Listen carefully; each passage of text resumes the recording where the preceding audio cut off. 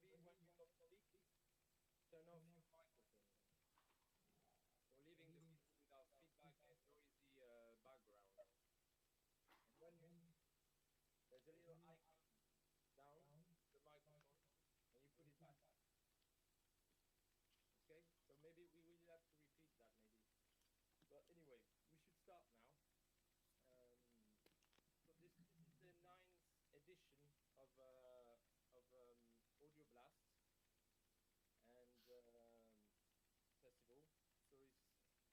we started this festival in 2012 um, for with the idea of having artists all over the planet to play together in streaming, in live streaming, and so it was sort of subculture in the experimental music, new music forms, because people were not very used to use this kind of technology, and then and so it was mainly people interested to experiment, and so the festival took place in spaces, but mainly on the internet.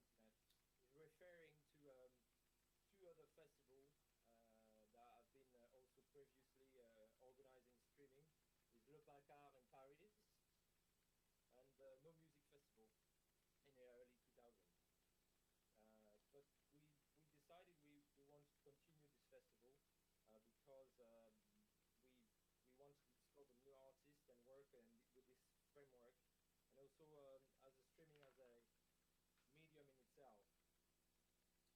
This ninth edition is really peculiar because we all been confined for a year, and last year in February we've done the 8th edition just before the confinement in France and elsewhere. So it was really strange. So it's organized by APO 33. We had along the years few partners. APO 33 is an organization in Nantes. Quickly organize research and projects, residency, concerts, new music, experimental music, and so on. And but we also develop tools and for with free software and streaming tools. Here you go. So that's a quick presentations. But this year we do a partnership with Artzoi Studio, and I co-curate this Audioblast with Casper Toplitz. There you go. He's gonna present a bit what he proposed and also quickly about Artzoi and the way also it could be interesting the way that Artzoi and get into this streaming festivals and how do they see that, and then we'll go on presentations of the artists. Each presentation. So we have first Gail, and then we have Christian Zanési, Alexei Borisov, from Sisterloops, Gerard, Lebik, Lars Ochellon, Marinos, Koutsomichalis, Dror, Feiler, Phill, Niblock, and Katherine, Liberovskaya. Casper, if you want to. So you have to turn on your mic. You know the little icon. Yeah, of course. Yeah, I can hear my voice from your. Okay, so just a few words about Artzoi very shortly. It used to be one of the oldest French bands, which then turned into a research studio. Now the band doesn't exist anymore. I never played with the band. Well, actually, I did play one concert and hate it. And 2 years or 1 year and a half ago, I was chosen as the artistic director of the studio,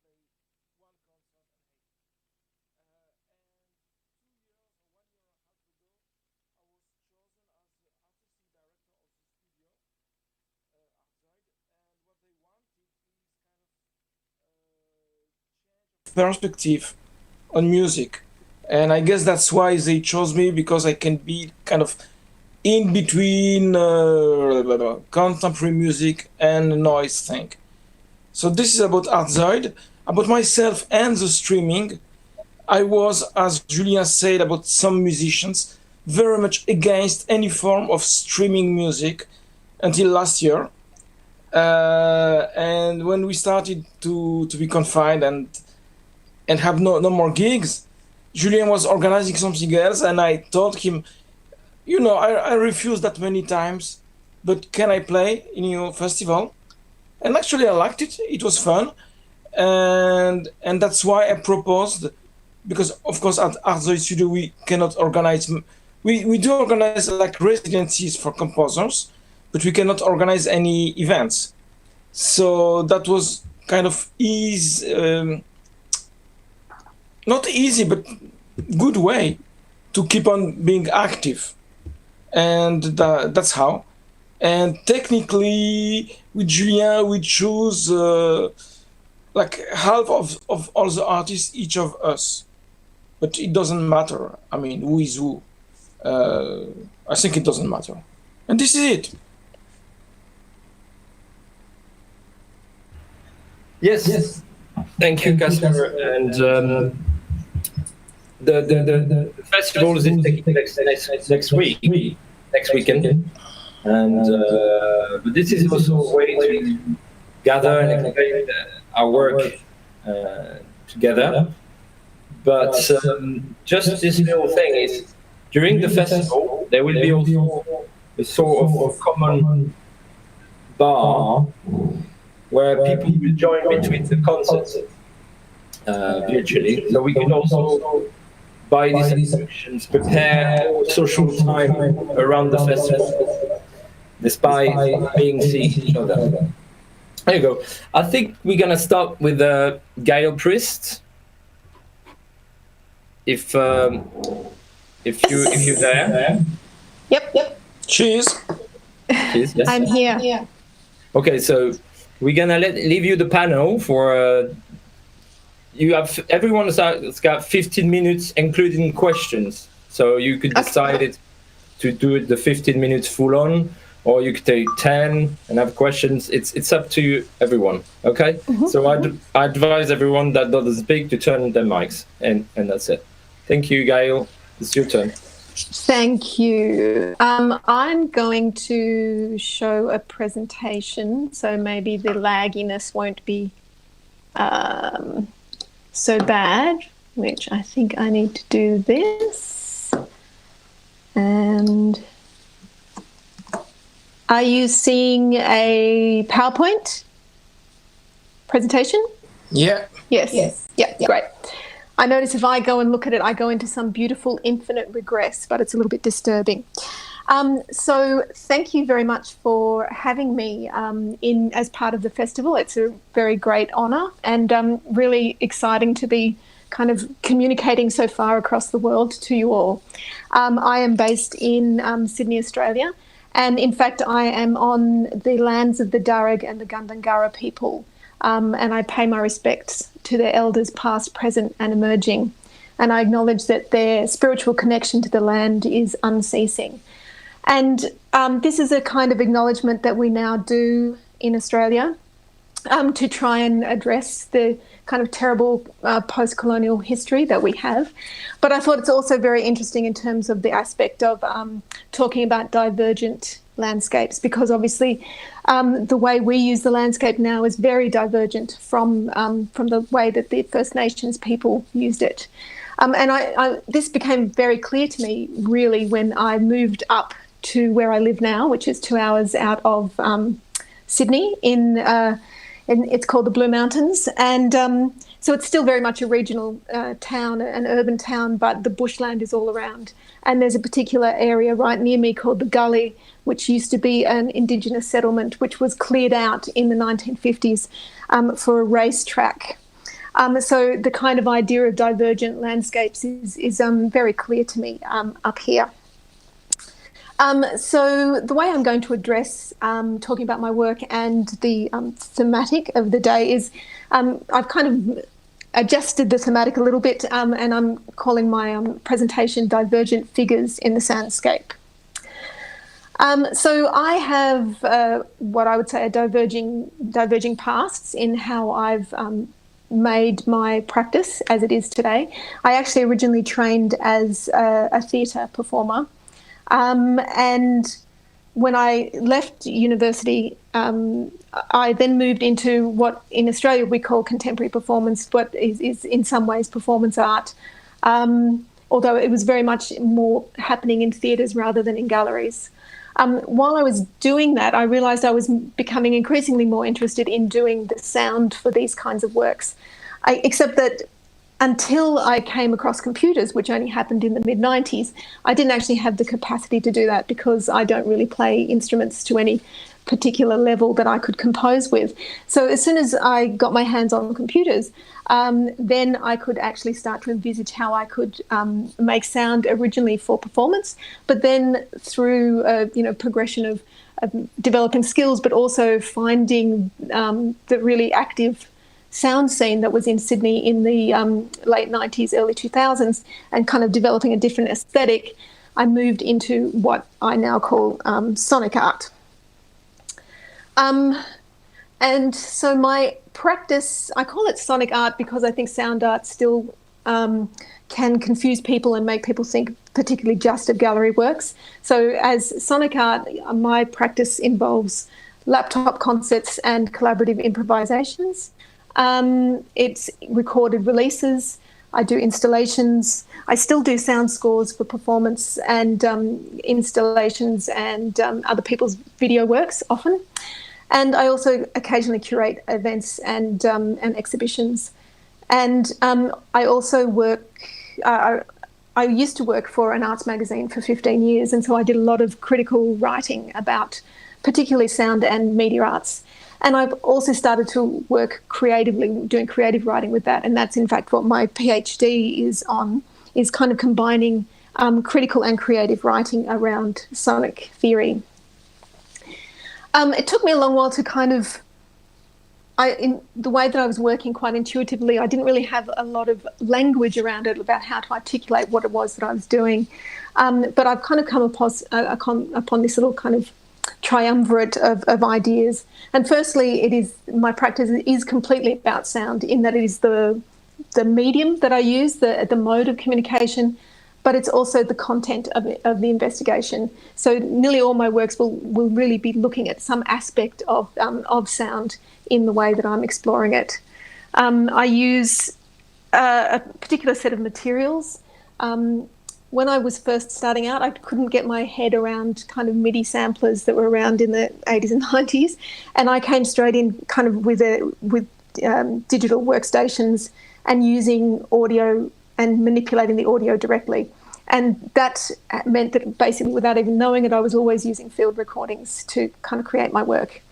I had been a singer-songwriter, and when I started doing electronic music, I didn't use my voice at all. But I've now kind of let it creep back in, and in my performance next week, you'll see that I kind of work with a multi-processed vocals in a semi-improvised kind of way. I work with machine noise, and I use that as a kind of expression for, sometimes it's like feedback that I generate between just within the effects of the laptop. It used to be no input mixing desks, things like that, and now I'm kind of gone down the rabbit hole of some semi-modular synthesis. And then I've also got a kind of complex relationship with how I use words. I don't really use words or text in my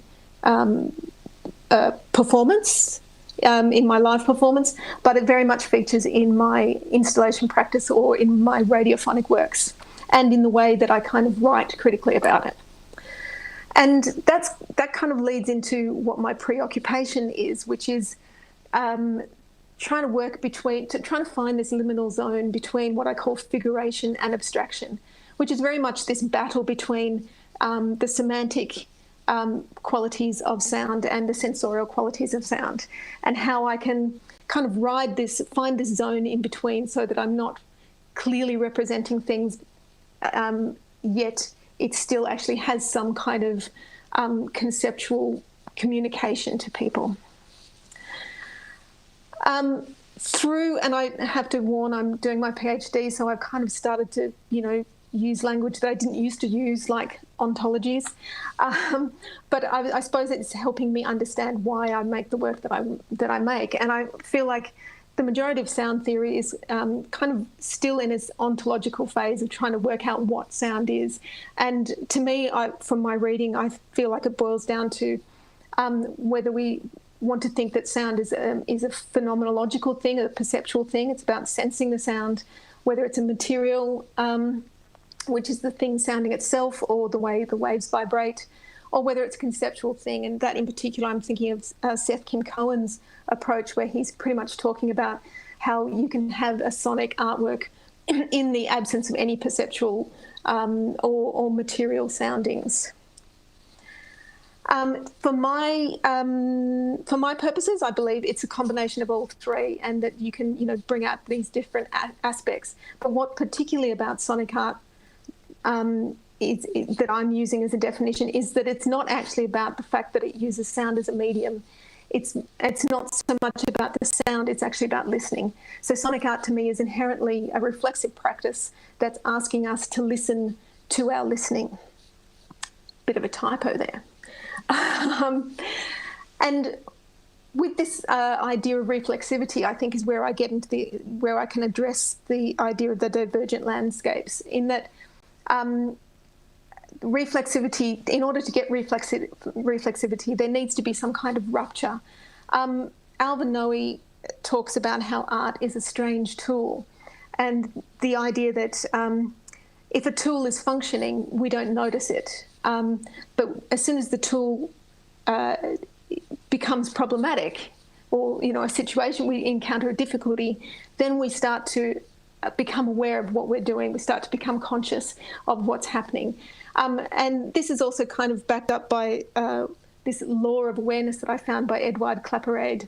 I can't find very much about him in English, but he features quite strongly in Lev Vygotsky, the child psychologist from the turn of the century, who says very clearly that that the more conscious we are of, the more difficulty we encounter, the more conscious we become of learning a skill.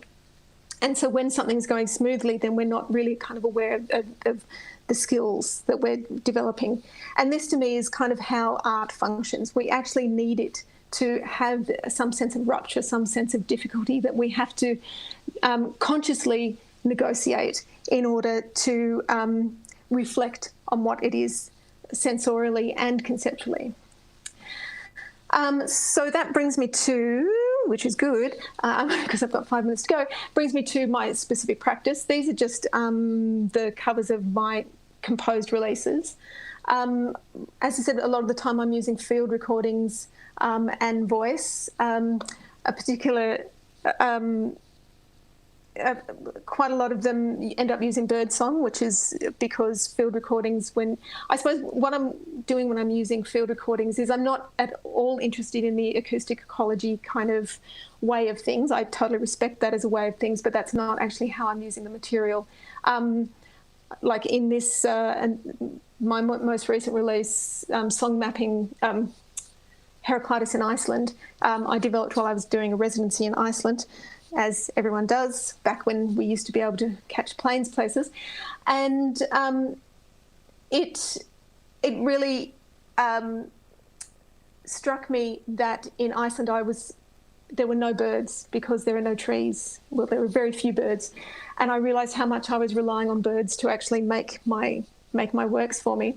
And then I had to kind of deal with a whole other set of materials that this landscape was pulling up for me, which was predominantly endless amounts of water, which actually led me to the idea of Heraclitus and his idea that you can't step in the same stream twice. So that's actually where the kind of concept of this piece came from.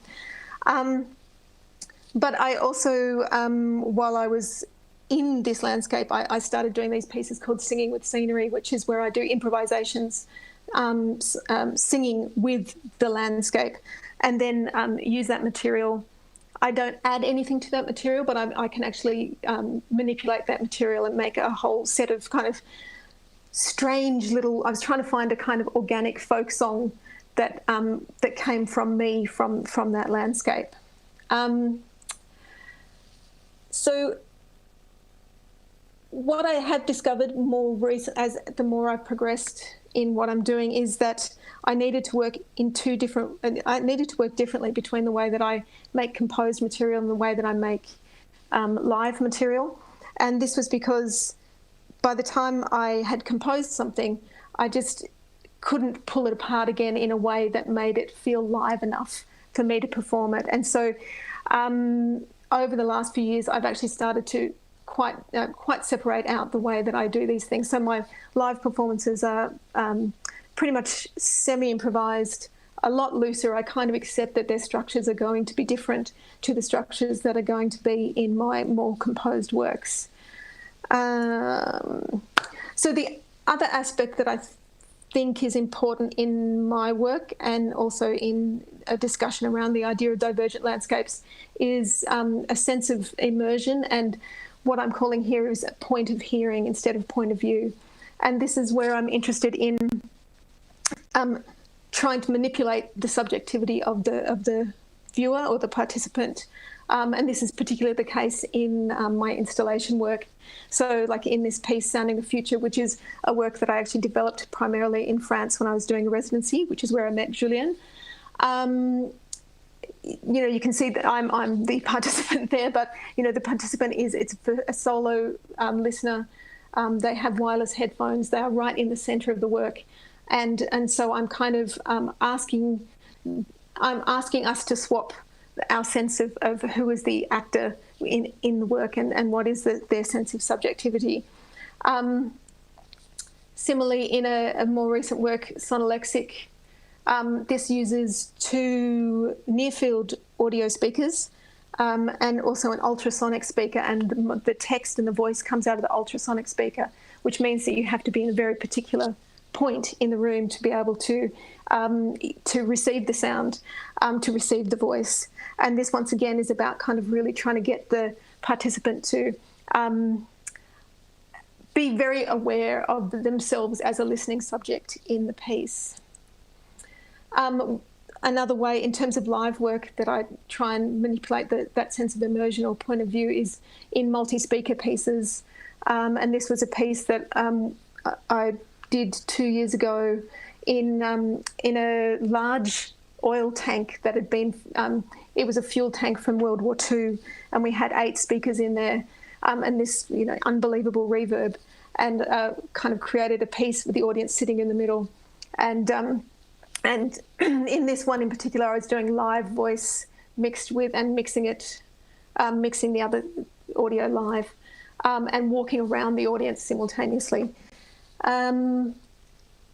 I don't have time for that. And so to kind of sum up that little quick whip ramble, basically the way that I'm kind of thinking about the theme of divergent landscapes is definitely around the idea of art as a whole, as a divergent landscape, as a way in which that we kind of heighten aspects of reality and heighten aspects of the way we exist in the world in order for people to become more conscious of how they operate in the world and what it is to be in the landscape. I will finish it there. I will get out of that and get back over here. Well, thank you, Gail, for your presentation. No worries. No worries. So what we're going to do now is take questions from people on the different diffusion space, and also from the group here, if you have any questions.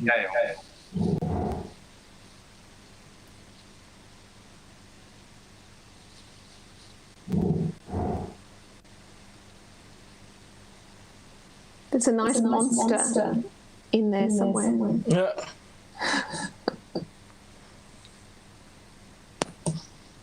Well, everything sounds very interesting. Yes.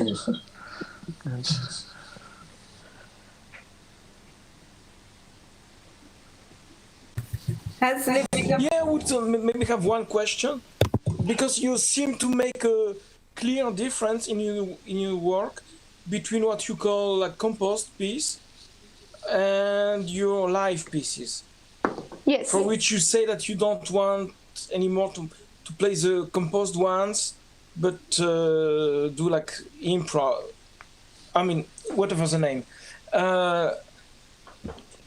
My first question would be why?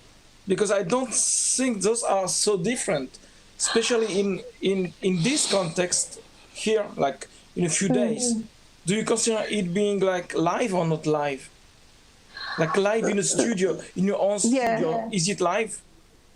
Yes, look, it's more about my capacity to play the things that I've composed in a way that I think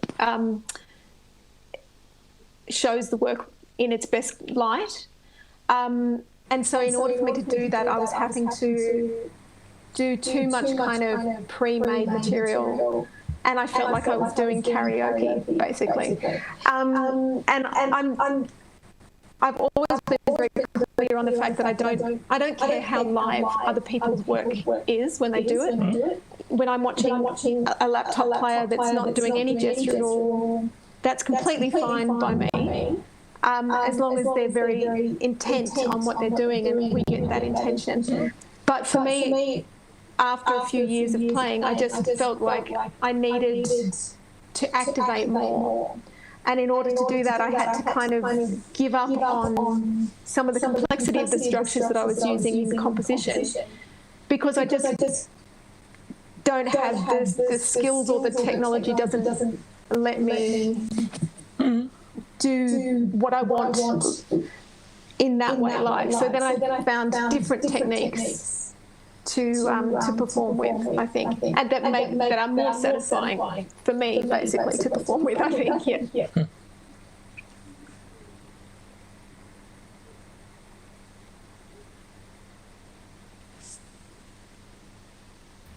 I suppose it just means that they're definitely the structures are not as complex, perhaps, in what I play live. I give in to the fact that things will be a big crescendo, and then like one of the hardest things to do, I think, playing, I use Ableton Live mostly, and is to do a hard stop and have it sound good. Like to stop is really hard. So it's those kinds of, or to really switch things quite dramatically, I find quite difficult. And so I kind of work more with, I suppose I let the technology dictate certain ways of structure. Yeah.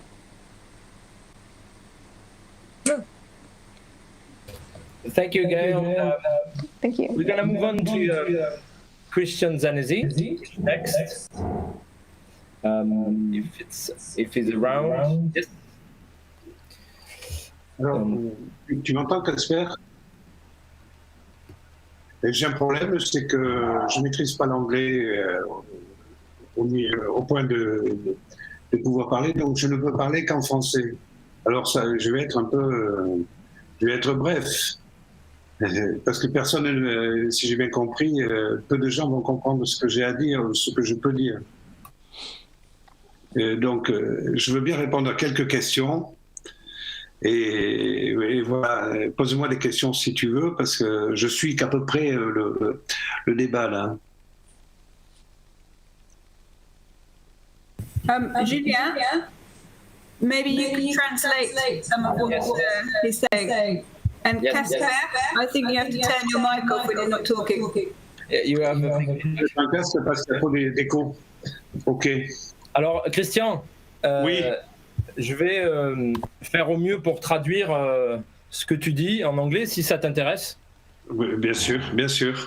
Okay, so I'm going to translate Christian in English as best as I can. So Christian, est-ce que tu peux démarrer comme tu avais prévu, et puis pense à moi de temps en temps, j'essaie de traduire, tu vois, le temps de me laisser, tu fais une phrase et puis je traduis en même temps, voilà. Bien sûr, bien sûr. Voilà. De quoi veux-tu que je parle? Pose-moi une question. J'ai rien préparé. Je pense que tu peux peut-être parler déjà du background, de travail sur la recherche sonore, sur le GRM, d'où tu viens, comment tu t'inscris déjà dans le travail avec l'histoire du sonore, quoi. Je pense que c'est important.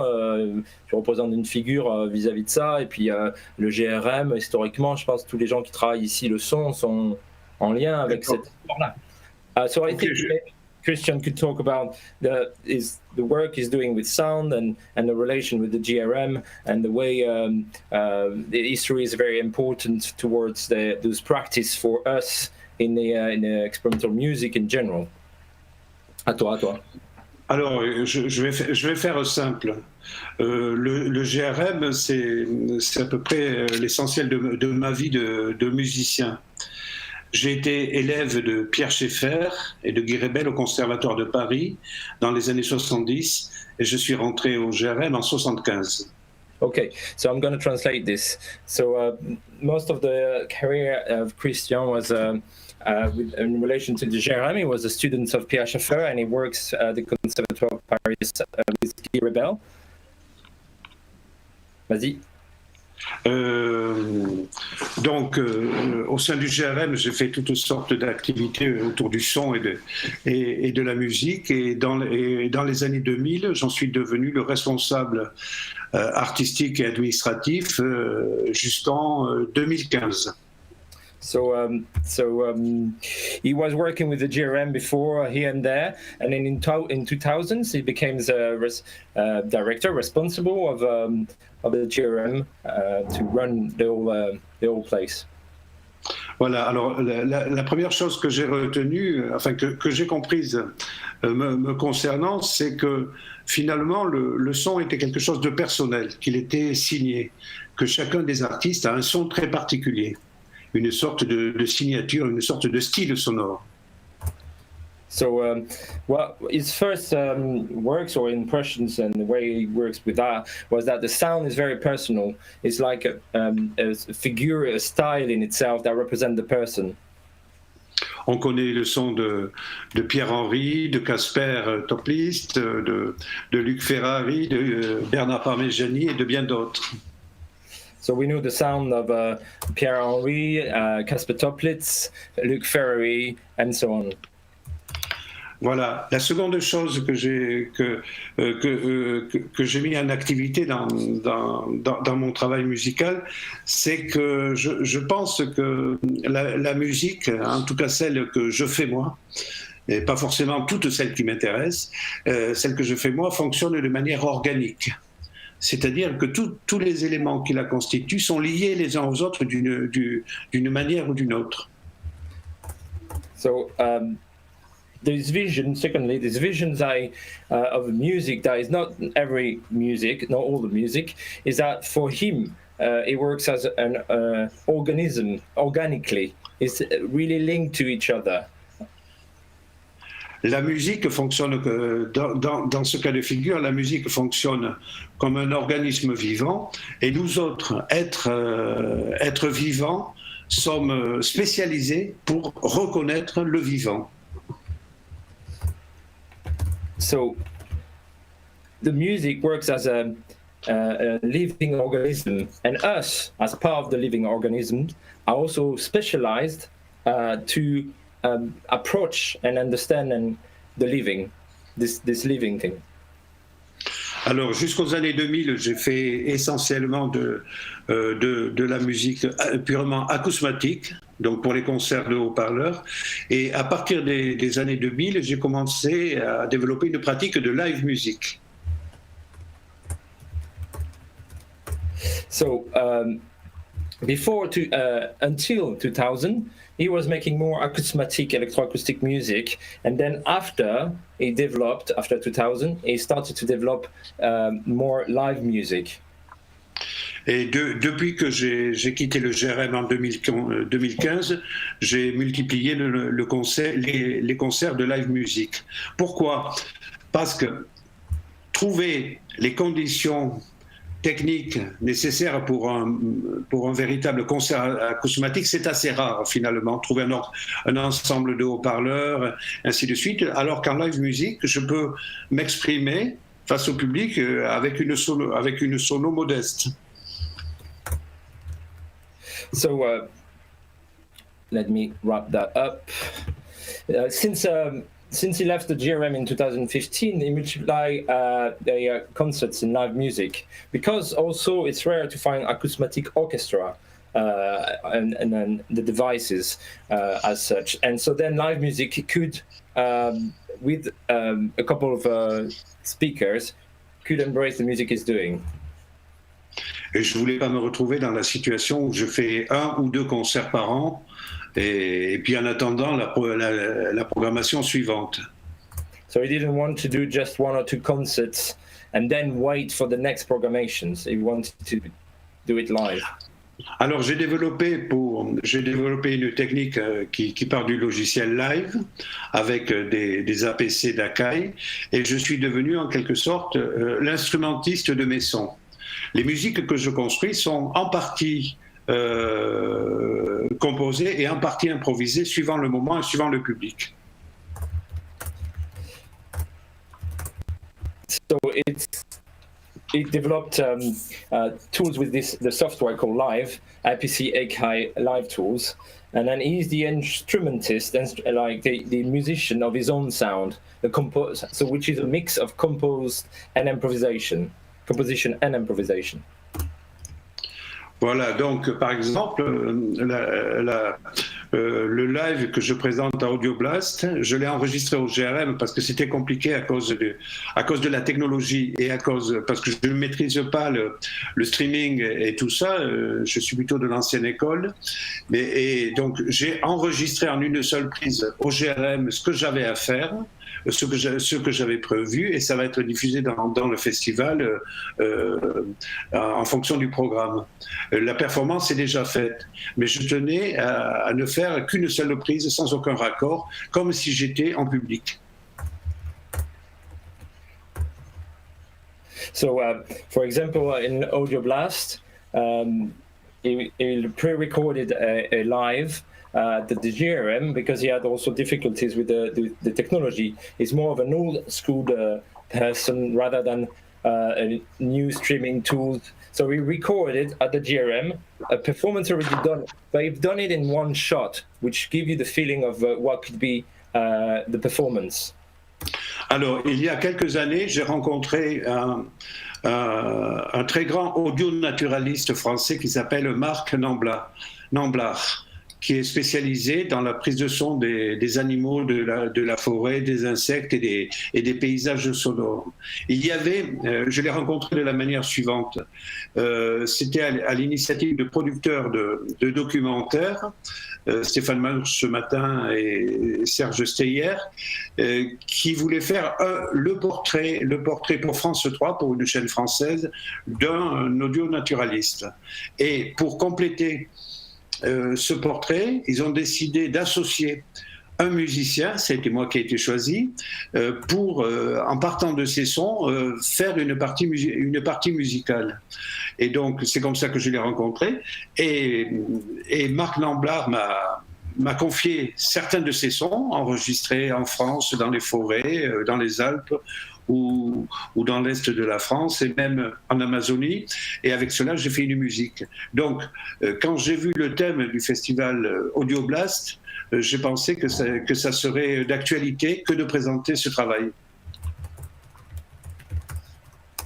Well, that was longer. I have to... Okay. Résume.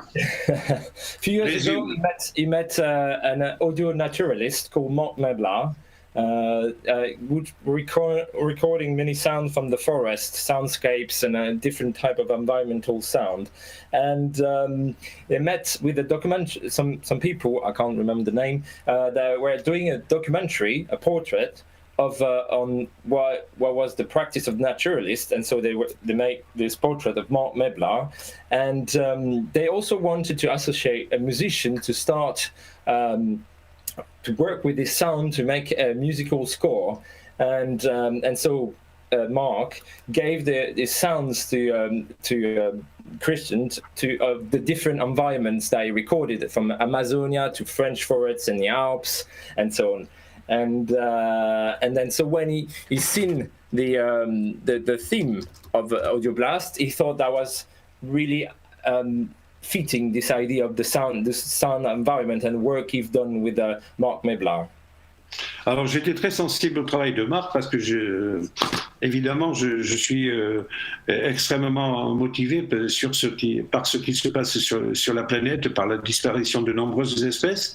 Mais pour autant, dans ce travail, je n'ai pas fait un travail d'écologiste sonore. Je suis parti plutôt vers un projet purement musical. On détecte certains sons de nature, mais j'en ai transformé d'autres, j'ai rajouté mes matériaux.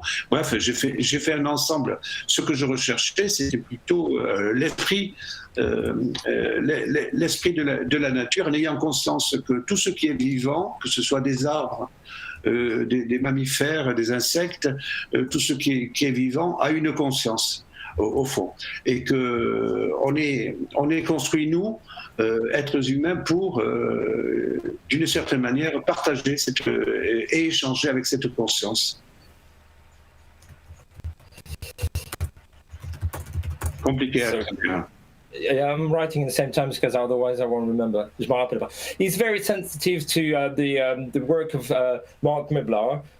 Because he's concerned by all this question that are happening in the planet, of course, with all the global warming and so on. But he also didn't want to just do work as sound ecologist. He wanted also to do it as a musician. So he made his own music from it, mixing those sounds with some of his sounds to create something new out of it. So it's also represent the spirits of the nature. All of it, in the sense of the living as is having a consciousness, and for Christians, we are built to exchange with this consciousness and to have a relation with it. Voilà, c'est à peu près, je ne vais pas prendre la parole plus longtemps, c'est à peu près essentiellement ce que je pouvais dire. Donc s'il y a des questions, je veux bien y répondre. Voilà, c'est à vous. So if that's about what he wanted to say. Casper is on.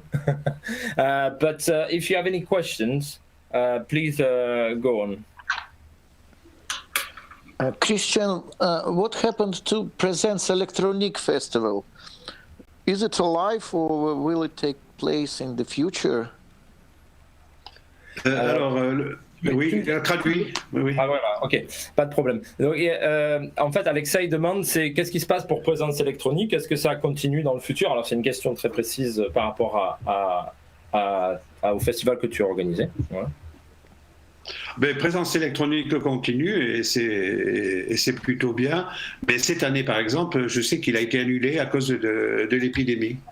So this year, so it's continuing. The festival is continuing, but the problem is that this year it's been cancelled because of the pandemic. Yes, understand. Yeah. But you doesn't work for this festival anymore.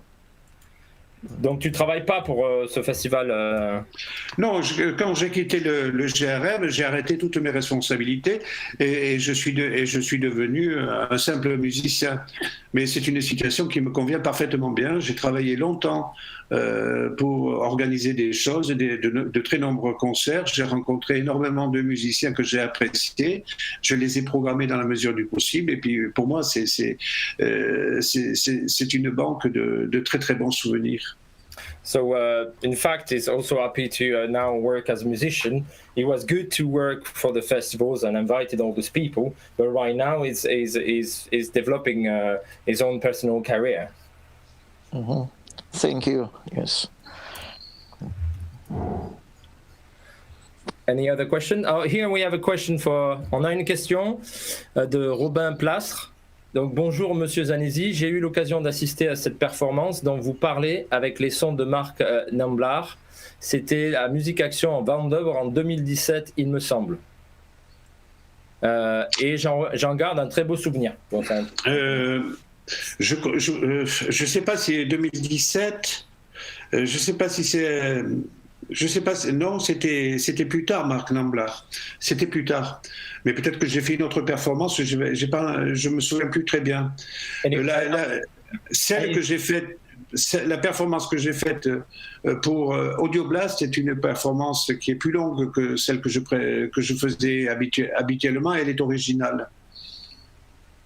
Okay, so I will translate here because he also have a question. Il a aussi une question que je vais traduire après. Oui. Mais d'abord, je vais faire la traduction. So, Oui.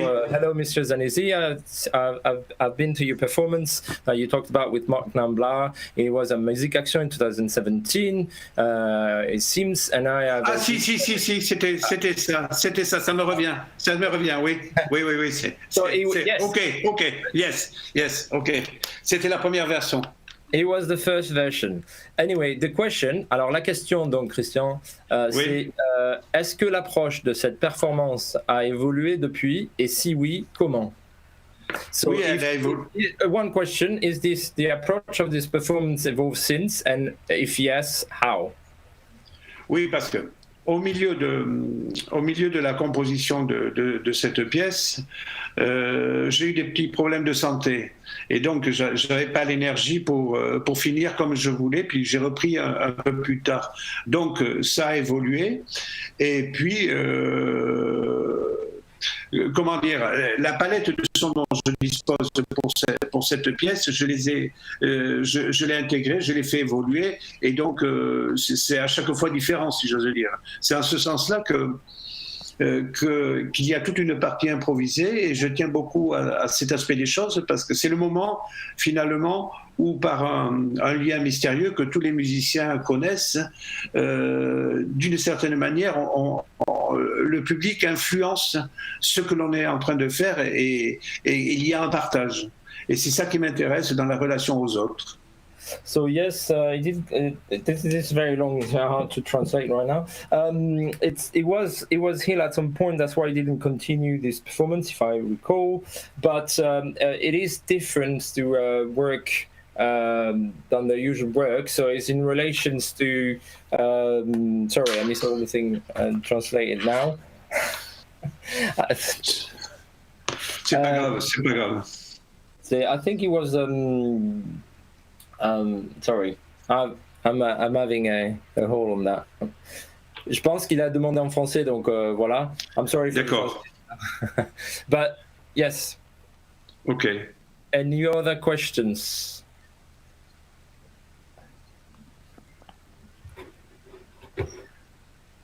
The panel could also take the. If you have any question, Casper or anyone.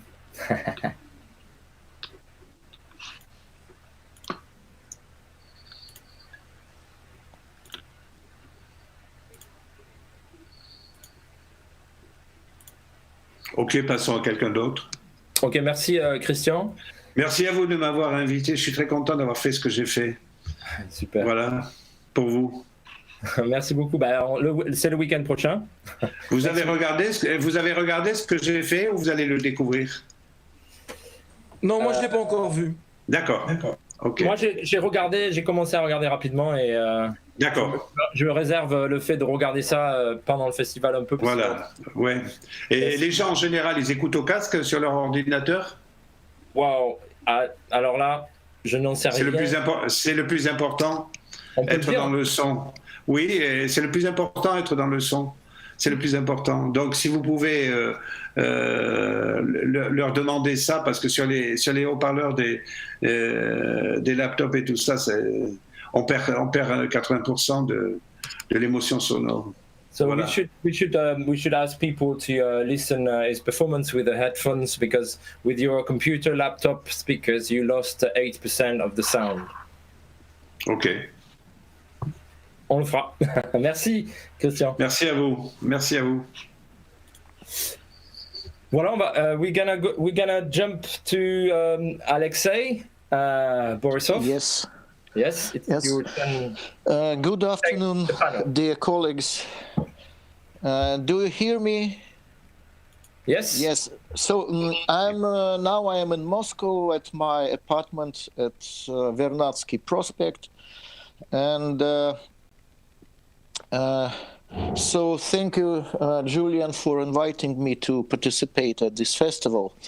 And the topic of the festival sounds a bit abstract for me, because nothing has changed around me. So my neighborhood didn't change much, fortunately or unfortunately, and I don't know. Now the atmosphere changed now. We lived in a bit more strict society and a bit more totalitarian. Maybe you heard about some protests taking place in Russia and in Moscow in particular, political protests and some bad reaction from our government and the police, and and I'm not so strictly locked down.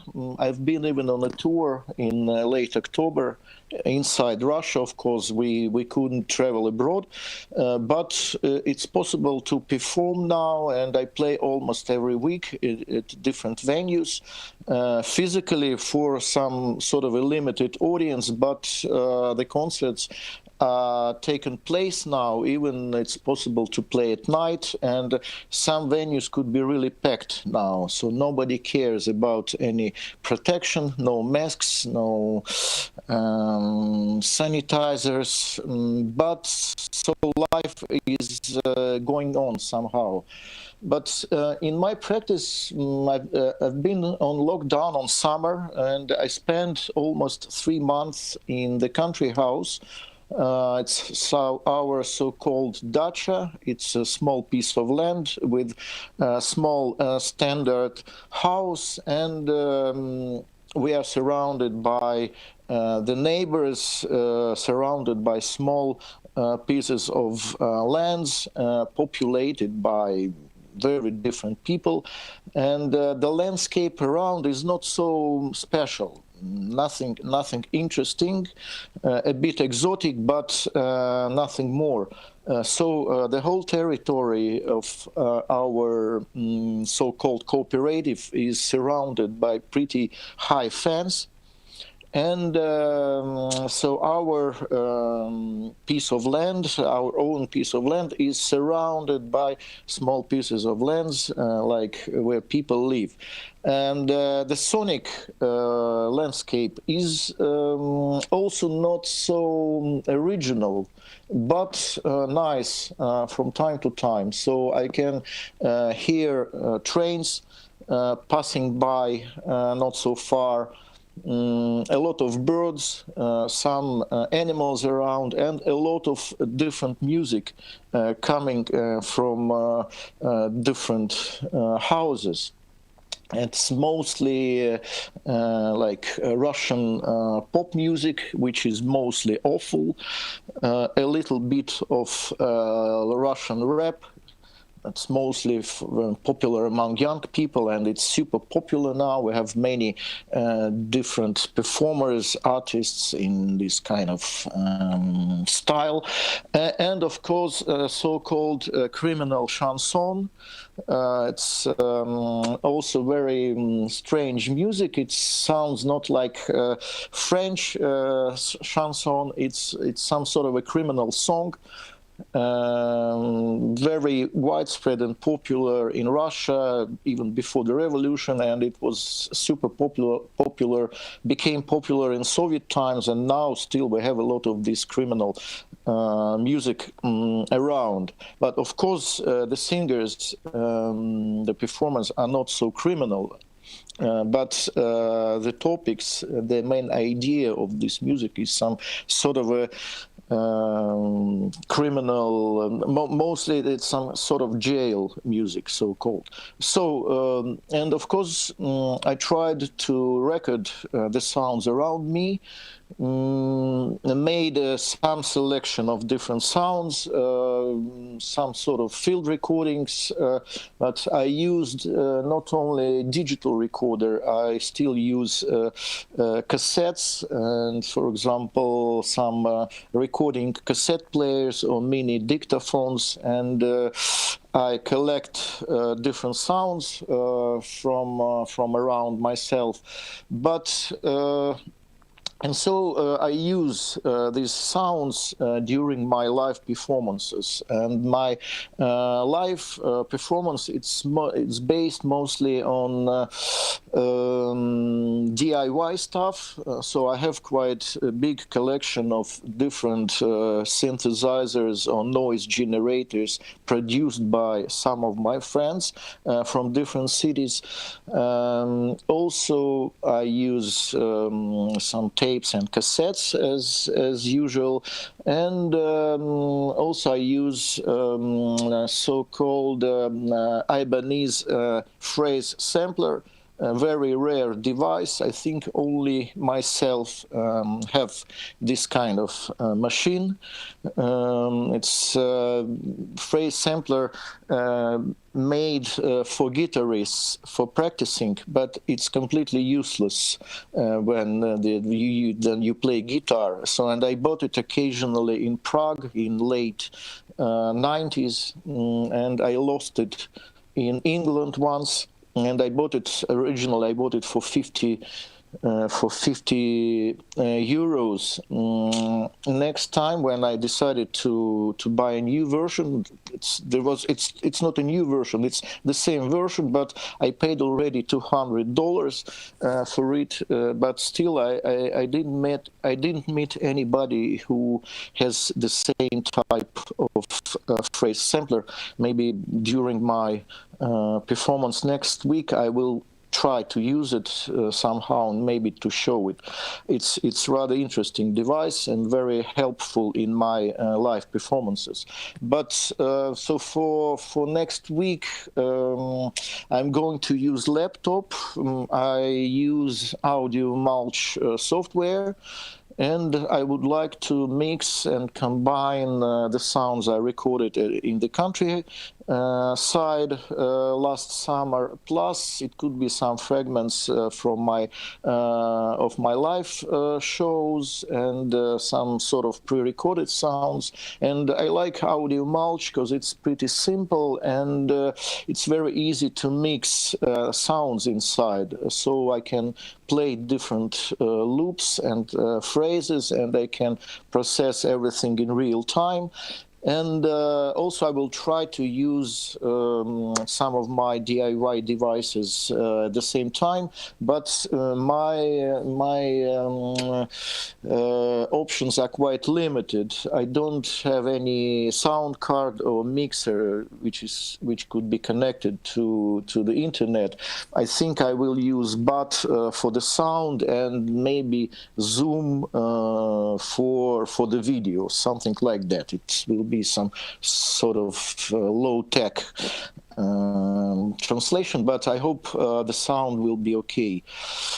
So I think maybe that's all I would like to say about my performance and my experience during lockdown. And as I told you, we are more or less okay now. I mean, we could perform and could travel a little bit. I'm planning to play in Kazan in May with my band Nocnoy Prospect. It should be a big festival organized there. There is a chance that somebody from abroad could even come, but nobody knows.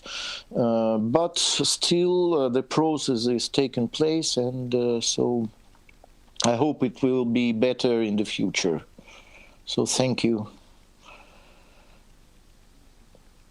So if you have any questions, please ask.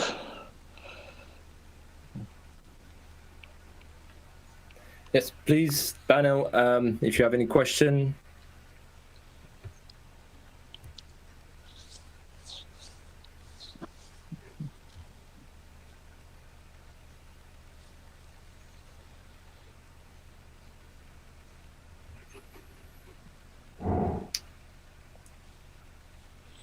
Okay, there is one questions maybe here. So, could you speak about this? One of the things you were talking about is this idea of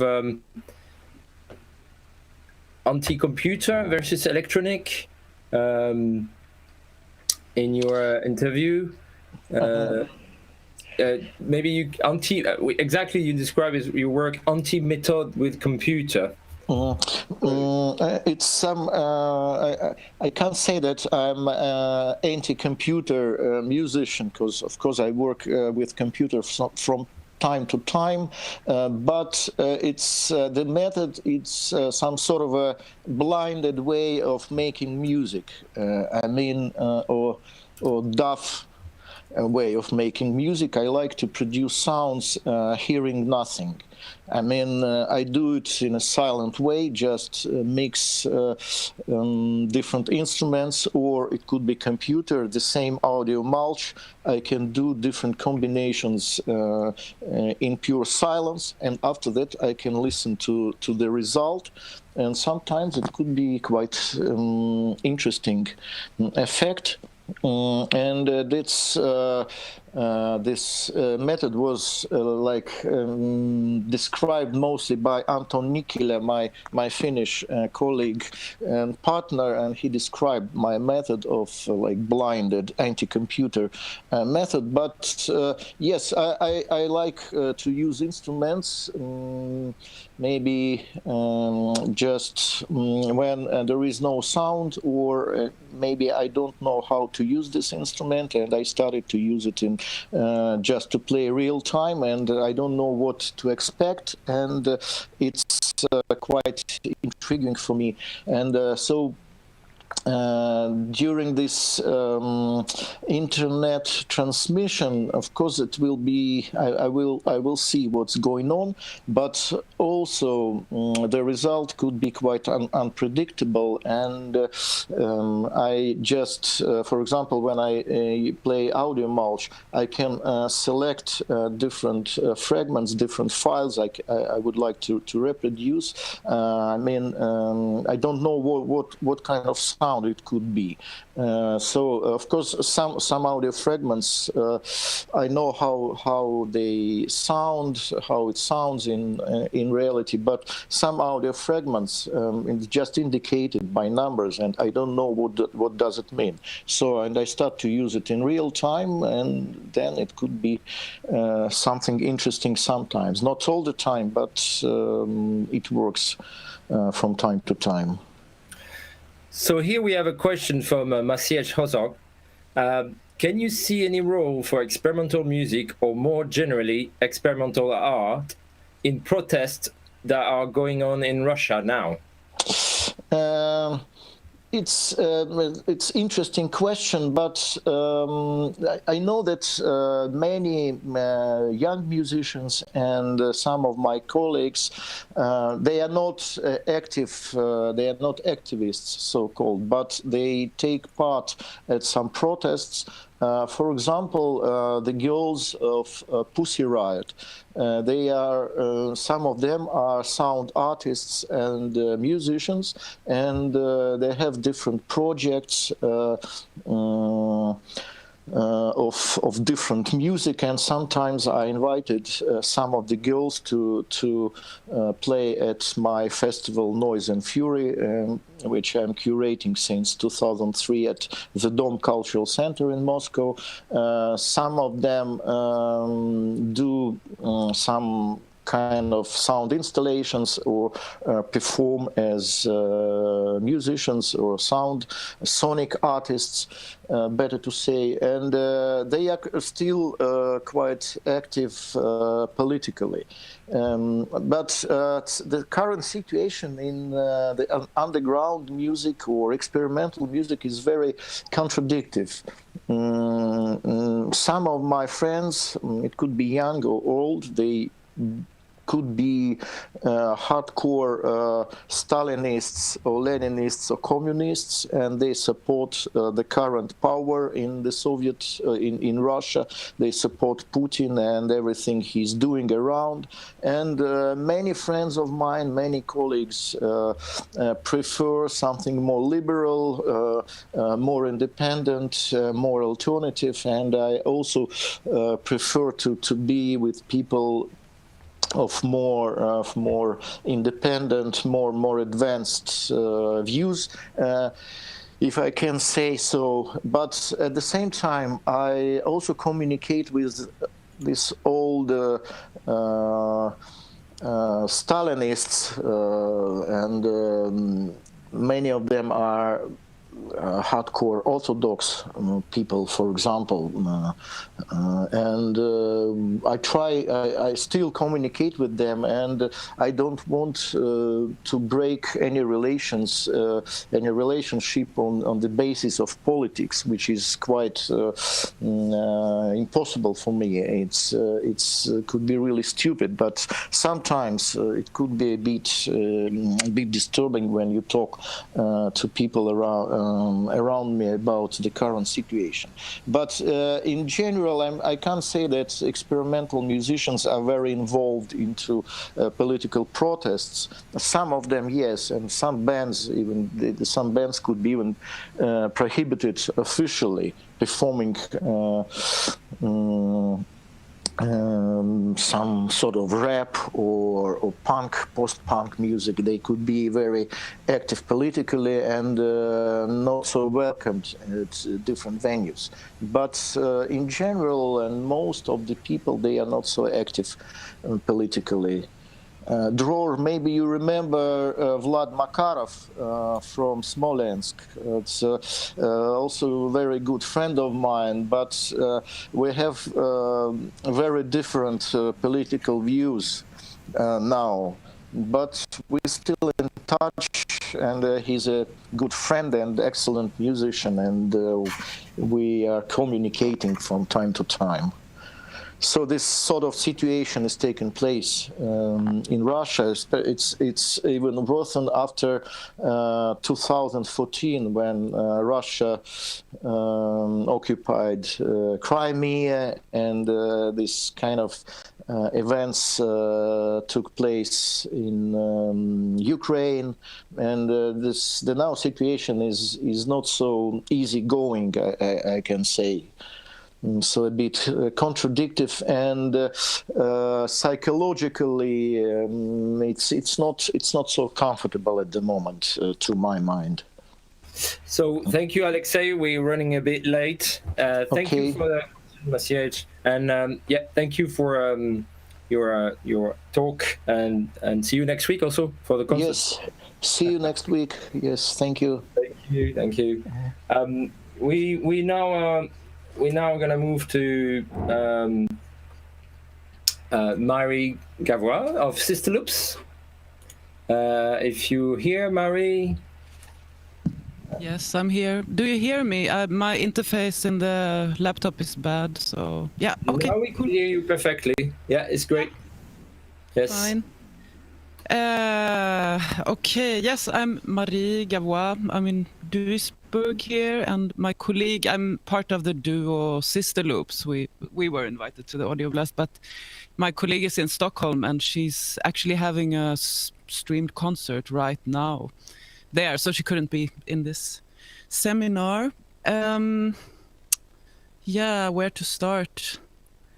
I mean, Sisterloops, maybe the special thing with us, we are like a sound art duo, or we make music together, but we also always, I mean, I'm a performing artist, I'm not a musician from the beginning, so I became kind of a musician together with Alexandra and this duo when we started to do projects. And the first project we did, or the first show we did, was a dance performance, because my background is dance and I was a dancer then, and I invited her to make the music for a piece, and then it became more of a tight collaboration, not just her making the music for me, but we did the whole piece together.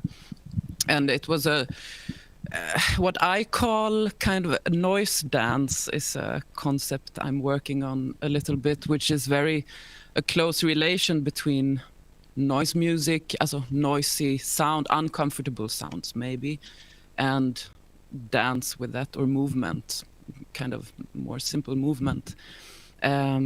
So that first piece was like a headbang piece, basically. I was covered in a cloth, and Alexandra made music with at that time, and machines. And the relation between the dance and the sound was very close then. So that was the first piece. But then we moved into making voice work together was the second. So our work now is basically two fields. It's with sound, with voice. One part is with voice, and one part is with cymbals. Broken cymbals. We make music with broken cymbals and big kitchen knives. We have been doing the last one crash ride, we called it, and now we extended that work also into using. First, we used one cymbal each, and took out as much variation of sound as we could out of that. Like scratching them, banging them, with basically just from the beginning, just with the condenser microphone, picking up the sound with a very high gain, and also getting out as much bass frequencies we could get out as well. It's very exciting with broken cymbals because they always have.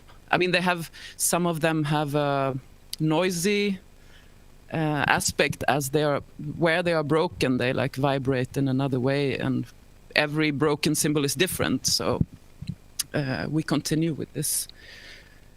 And now we have collected actually up to almost 60 broken cymbals for our upcoming work that we will start now in the spring. It was delayed from last spring, actually. Delayed due to restrictions. I couldn't travel from Germany, or she couldn't travel, and with quarantine, or we could, but we decided not to because it was so complicated with this pandemic.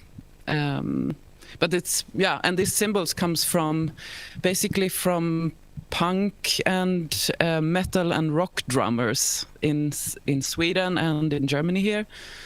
And it's a thing that we like very much, that they have this. I mean, the material has their own experience, kind of, or they have a history in themselves, and we don't use that specifically in the piece we are making, but it's an aspect that we like very much.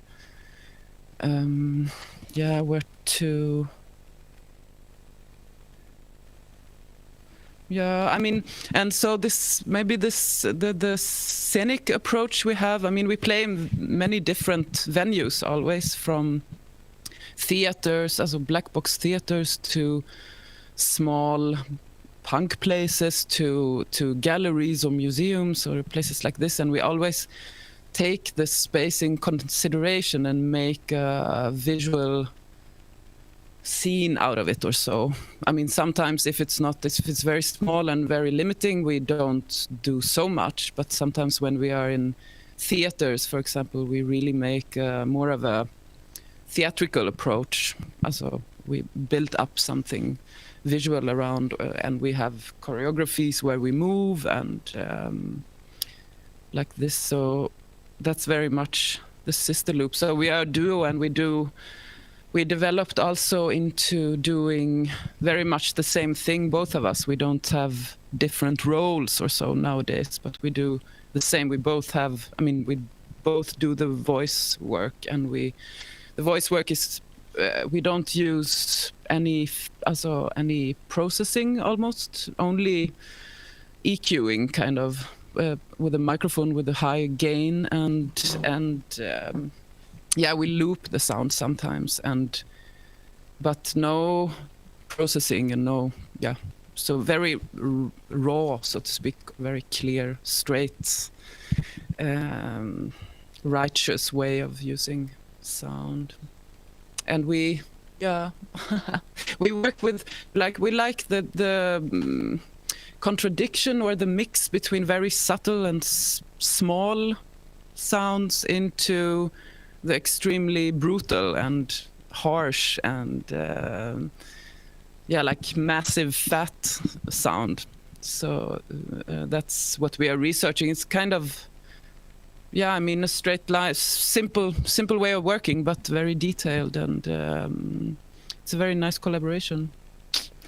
So we practice to be some kind of female role models in the noise world, or we didn't plan that ourselves, but it came up. Some places we have been playing at, we attracted a big part of the queer scene, for example, without us deciding to do so. But this scene in Stockholm, for example, was very attracted by these things we did and saw it very much as a queer noise duo. And that's an interesting process, that music like this starts to go into that scene and people start to be interested in experimental music or so.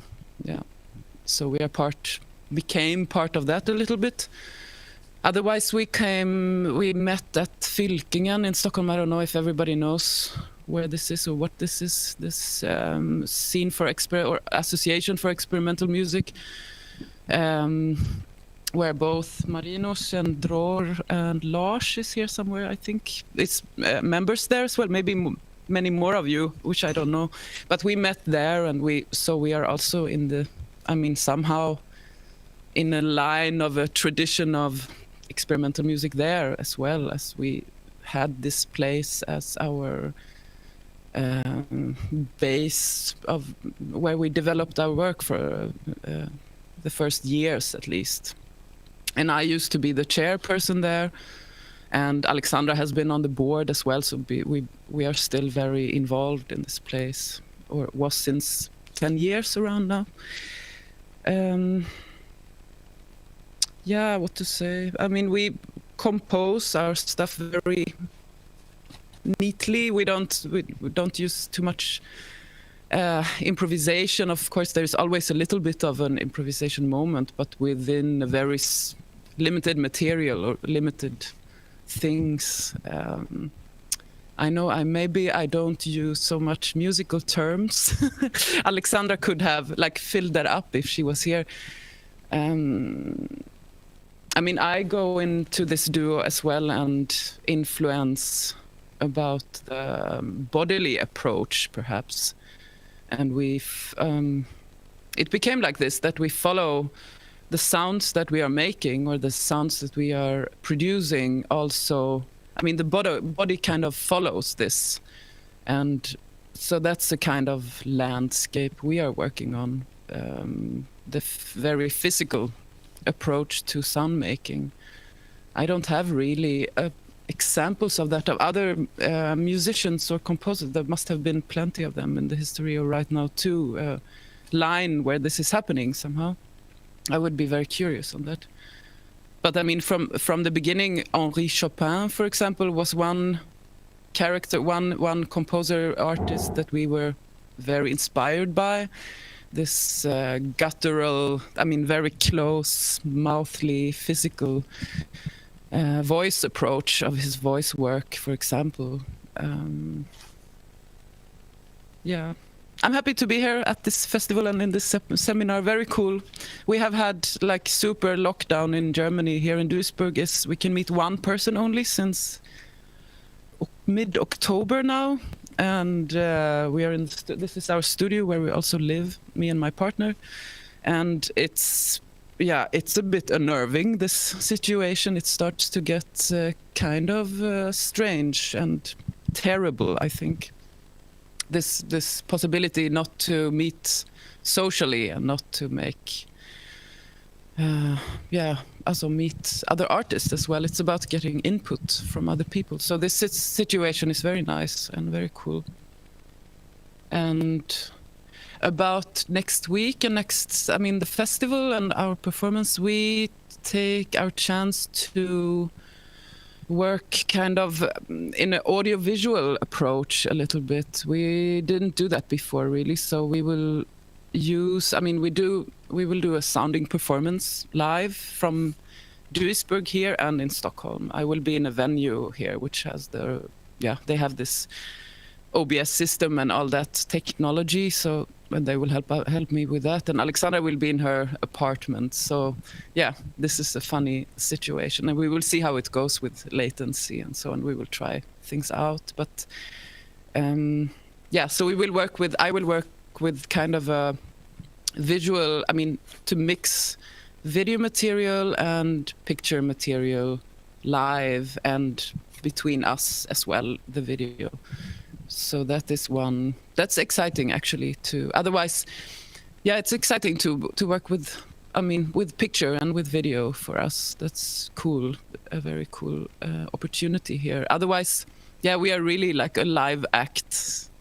And I think people who have seen us or experienced us, our shows, I think they understand, because it's very much about the space and kind of taking the room and like this. Yeah. I don't know if I have so much more. It would be nice to have questions. I find it. Thank you, Mary. Yes. Yeah. It's all right. It's all right. Yes, we can take questions now if anyone wants to. Yeah. Somebody told me that Phill Kingen is over, or as an organization, or maybe as a venue. It's not true. No, it's absolutely not true. I was talking with Josephine a couple of days ago. It's absolutely not true. It's just that there are some problems with the space, just nothing. No, it's very much alive. There is a lot going on, and they also do quite some live, streamed things from there. But there has been, they had a flood with water, for example. So the room had problems, and there is always changing people, things like this. But it's absolutely alive. So that's good. Good. Yeah. Thank you for the information. Yeah.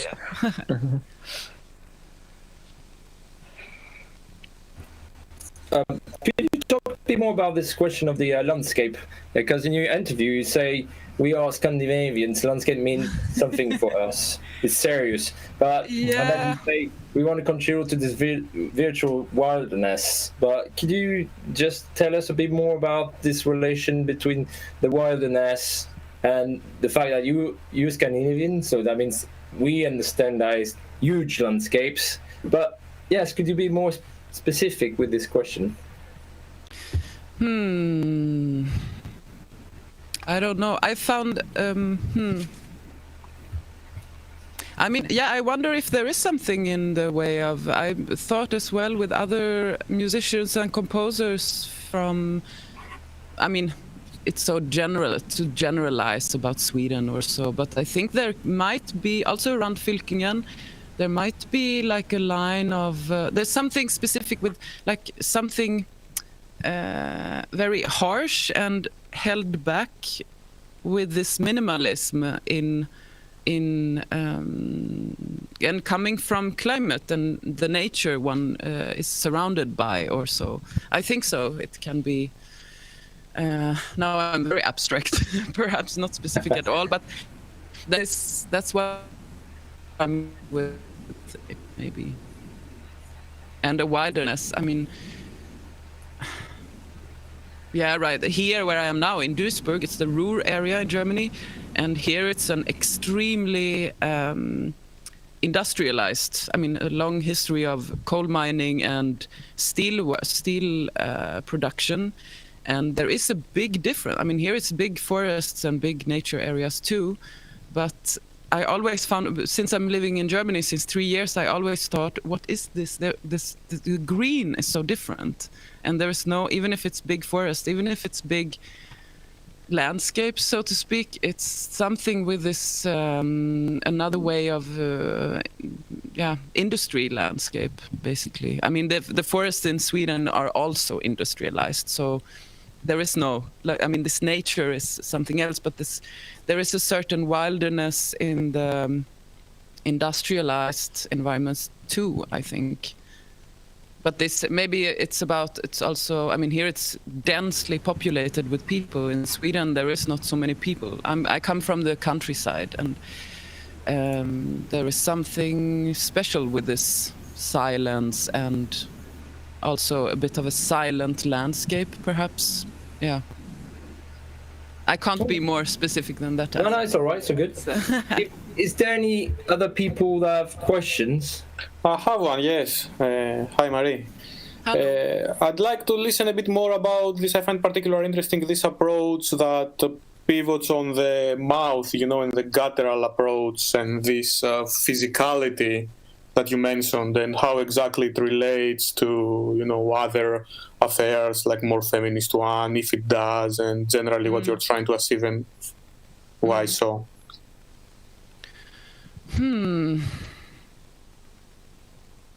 Yeah, I mean, we don't have a big statement about it. We actually, how to say? Could you say that there is some maybe connection with sound poetry and this tradition, of articulating sound as speech somehow, or noise as some kind of statement?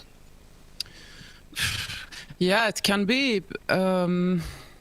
Actually, now the next voice work we are working on the alphabet, and kind of a noisy version of the alphabet, because there's one filmmaker who's making a kind of a flicker film with where he dissolves the alphabet, and we talk about like relearning the alphabet that one has to. So it's about relearning. To have a visual understanding, perhaps, and to relearn to have a sounding understanding, maybe. So we will work on this alphabet. Both he does the visual. I mean, we will work together with the visual of the alphabet and the sound of the alphabet. That will be very interesting for us because we never use. Yes. Oh, yeah. No, it's not true. Once we were using words, actually. Yeah. So it's kind of a conceptual approach as well. It's kind of a physical, conceptual one. I would say it's a very concrete, as a concrete relation to the voice. But we always, I mean, our approach is to not to hear that it's a voice, not to get like tones out, for example, but more to reach another kind of material, another structure of the sound, perhaps, to go away from the voice sound, so to speak, to make it, because sometimes, I mean, some parts of what we do can sound very electronic, because there is electronic, it's a microphone, so it's and if you're very close, if you're very loud, it becomes like electronic sound or industrial sound. I mean, you can get out a lot from the voice only. So that's our approach, to actually make it not sound like voice. And that's thank you. Thank you. Yeah. Sorry. Thank you, Mary. We're gonna we're late. It's cool. It's okay. We're now moving on. Yeah. Thank you very much, Mary. We're moving on to Gerard Lebik, if he's around. For the next talk. Yes, you there? Yes, I'm here. You have to put your microphone in. Are you hearing me? Yes, we could hear you, but we can't see you. And now? I see him. Yeah, I see him. Oh yeah. Oh, thank you. So everything is okay?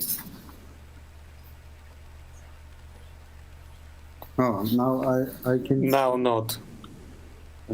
Now it's frozen. Okay. Is better now? I don't know. You're still frozen, but we can hear you. You hear me? Okay, hello guys. Thank you for invitation to the Audioblast. It's a honor for me to be such a among such a great artist here. So my name is Gerard. I live in Poland. Now I'm in Wrocław in my apartment. So I don't know. I was thinking about introduce myself, but I don't know if it's necessarily. Maybe briefly. My focus to the sound started since I was very young. Actually, I was started as a saxophone player. So still, this kind of aesthetic, improvised music and project music is close to me.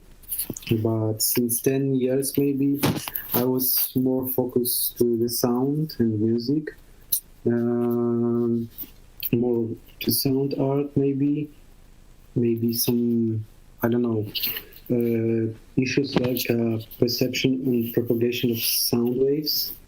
or psychological aspect of binaural sounds, or maybe urban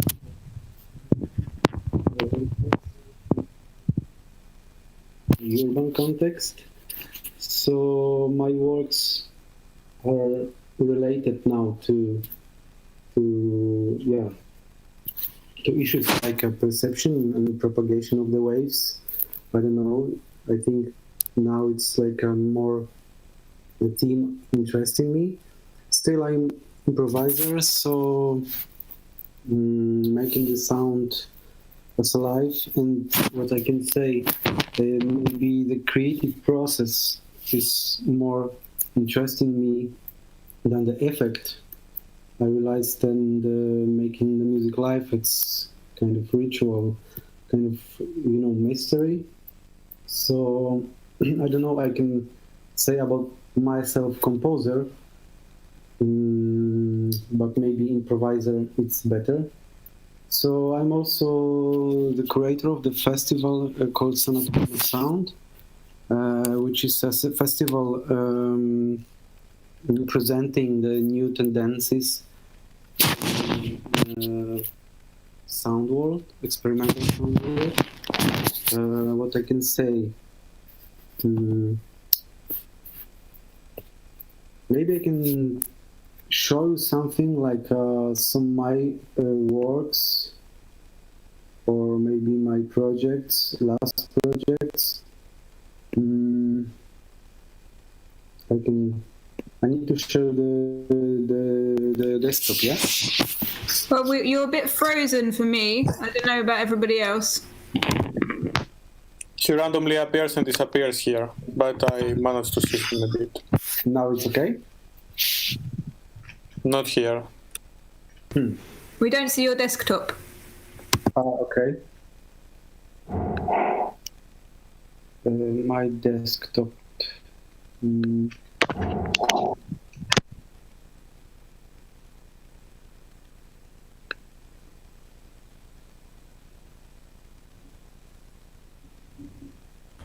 Don't worry about it. Just continue to talk about your approach, because otherwise we might spend lots of time on the technical.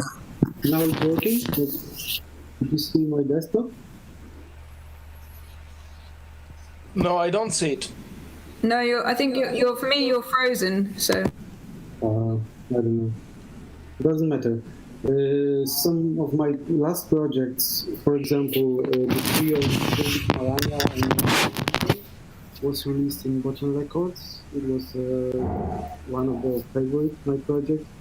When we played the music on a huge church in Warsaw. The last project is a duo with the Noid, the guy from Vienna.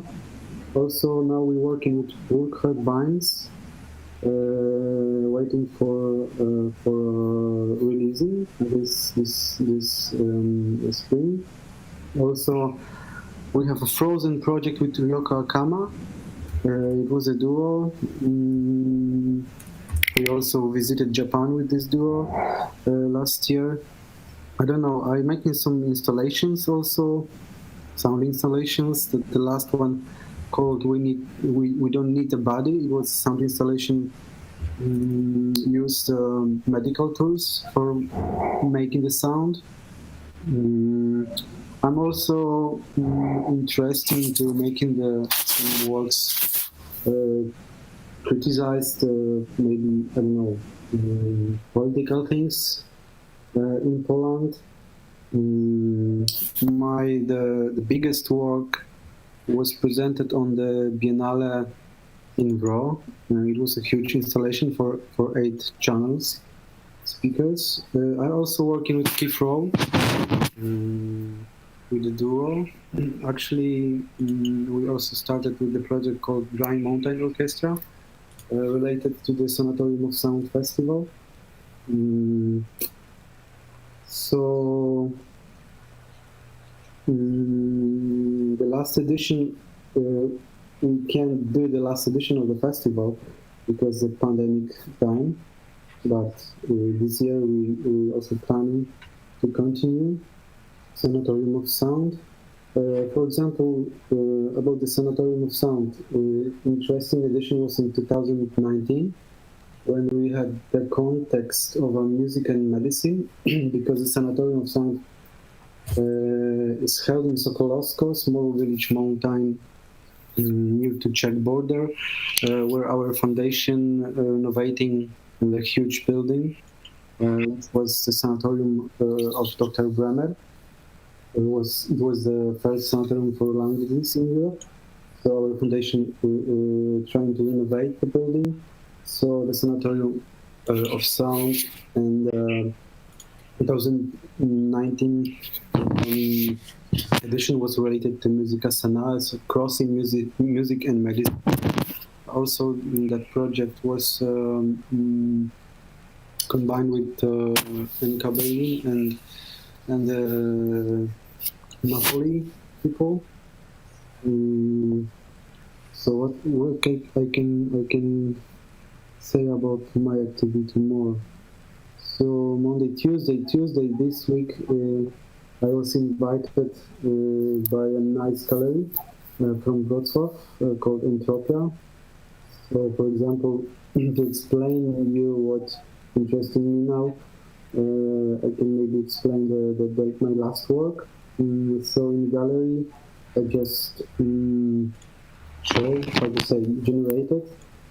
generated a sinus tone, 496 Hz, 496 is a third number of perfect numbers. So I just want to add some perfection to the reality that we have now. Let's see that is unperfect. So during 496 seconds, I just generated a sinus tone on the air. It's something like that. So maybe a bit about the work what I want to present on the Audioblast. It's a work called The Law of the Refraction, and an orange glow night after night illuminates the sky of the city. It will be the composition, but a few days ago I decided to play it live from Sokolowsko. It's a composition based on a FM and AM synthesis, also on the binaural beats created by medical software. This work is related also to some historical facts and some obvious facts around me now. What I can say, and maybe it will be a bit related to the theme of the festival, something like a glow appeared near to Wrocław. This glow is generated by 43 hectares of plantations of the famous Siechnica tomatoes. So it's a gigantic investment of Citronex worth about 300 million zloty. So the effect of this investigation is that we see second sun appearing during the night. So it's a context of light pollutions. So I'm making the research about that, and I'm trying in my work. I will try to relate to this kind of facts. I don't know, some things you can read on a website.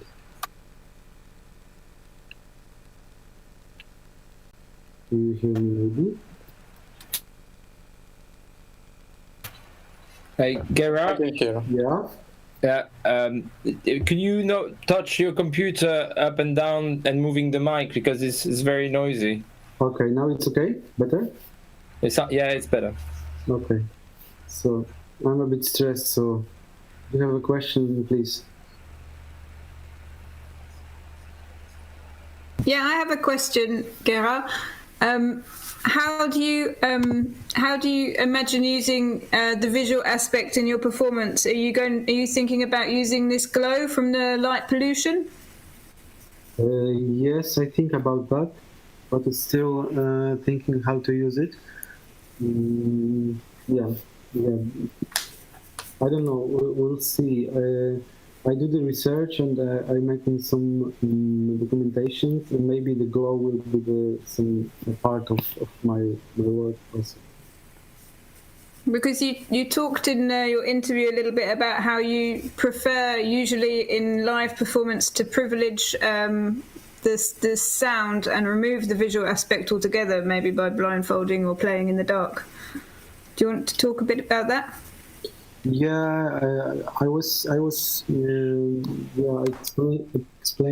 the fact that some visual aspects sometimes grabbing perception, audience perception from the sound. So I think about to make a glow as one of the issue of my work, but I don't know that I will use this visual aspect for the performance. We'll see. Hello? I can listen to you, Gerard. No, I don't listen. I don't hear you guys. No. I can hear here. Do you hear me? Hello? Something. I hear you. I hear you. Okay. I hear you with some gaps between. I think there's a delay. Maybe it's delay. Is there any more questions? Gerard, will you continue your festival? Do you have any perspectives for the future? Actually, there's some perspective. Of course, everything is dependent on money, but political situation changed in Poland, so my festival we stopped to donate contemporary things in Poland. But we'll do the best to continue, and we're trying to find some money from different sources. But definitely, I'm planning the festival in August this year. Sounds good.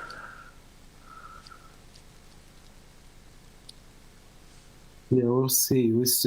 Now we're just thinking and switching our politic inside the foundation, more European grants, something like that. For example, 2019 was supported by German foundation, so this is a way for us to survive here. Definitely, that the Polish government and the Polish Ministry of Culture don't want to support these things. This kind of thing, so the culture suffer. So the situation in Poland could be compared a bit to Russian, I suppose. Yeah, I think so. Quite conservative.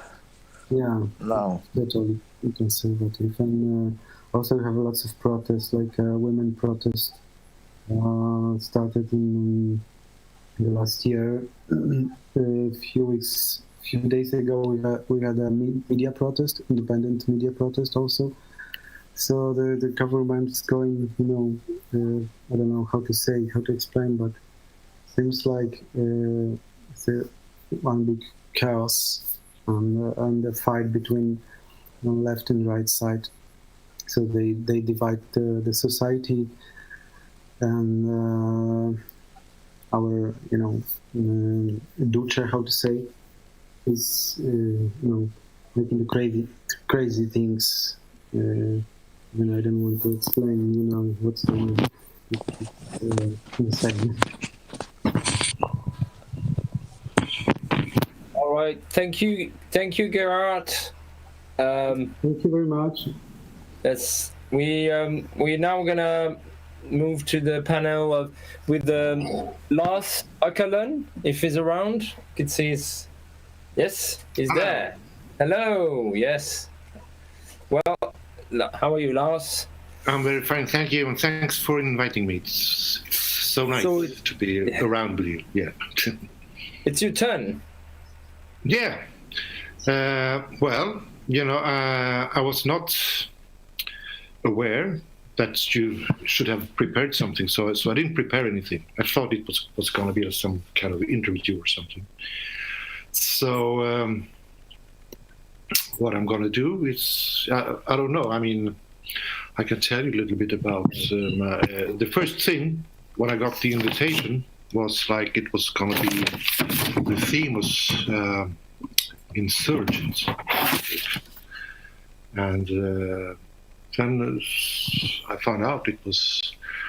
I mean, actually, on the website it still says insurgent landscapes, and but everybody's talking about divergent landscapes. So for me, it's of course it's a difference. And I thought that when I accepted this invitation, it was like insurgent landscapes was something very that resounded in me very much, because it's I think that title could be, or that theme could be almost like a title for most of my works, So but divergent landscape is something different, and I thought that I mean divergence, I mean it's I mean human perception is really divergent, because we have I mean lots of information coming to us, that is divergent, and so for me this is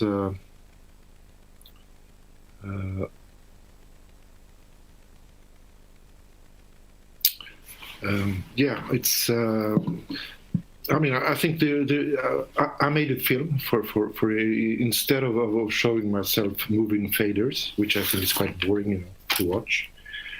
I made a little film, and which is kind of a divergent landscape. So yeah, that's about the divergency.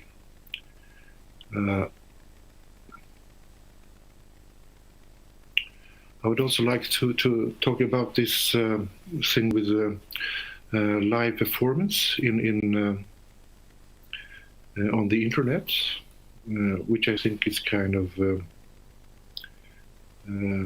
I already said no thanks, to some offers, because I think it's kind of I really like very much to play live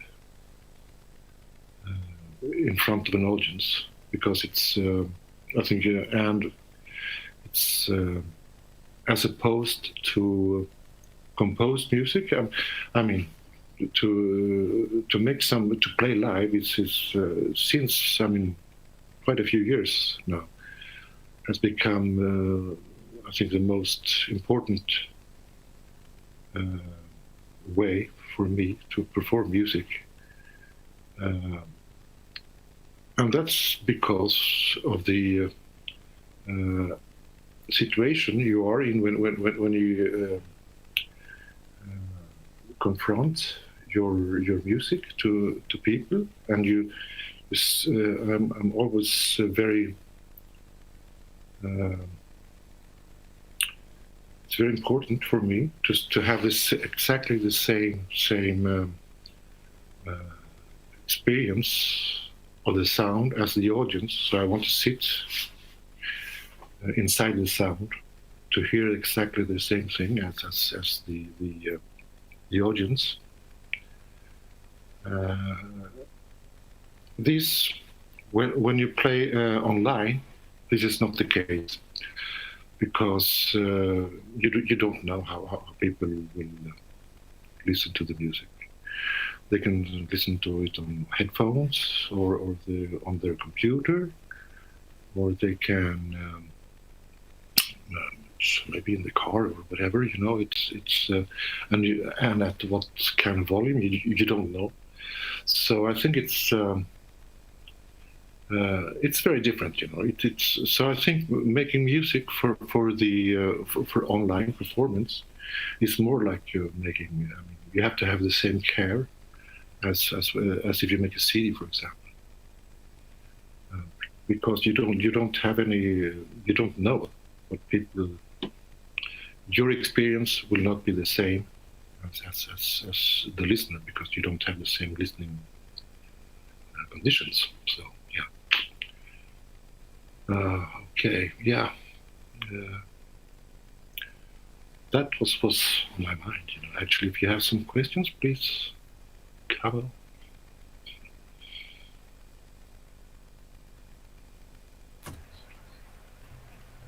Any question from the panel or any audiences? Do you want to talk about your relationship to the insurgent landscape? I mean, you spoke a lot about how. Oh, yeah. I mean, because our theme changed slightly because of the way we were thinking. Also changed slightly in relation to how we receive and perform live in this situation in relation to Audioblast's history as well. But the insurgents, the first thought, I think back in maybe December, was insurgent landscape. And had you thought something about how that spoke with you, with your music and the situation of performance? I can say that for me, the music I make, I mean they are like landscapes, you know, but they are insurgent landscapes, you know. So it's you know, some music is I mean, I'm not doing music that is completely, you know, like same level. You know, it's always, there's always a conflict in the music, in the sound, which is I mean the way it's my nature, you know, so to speak. So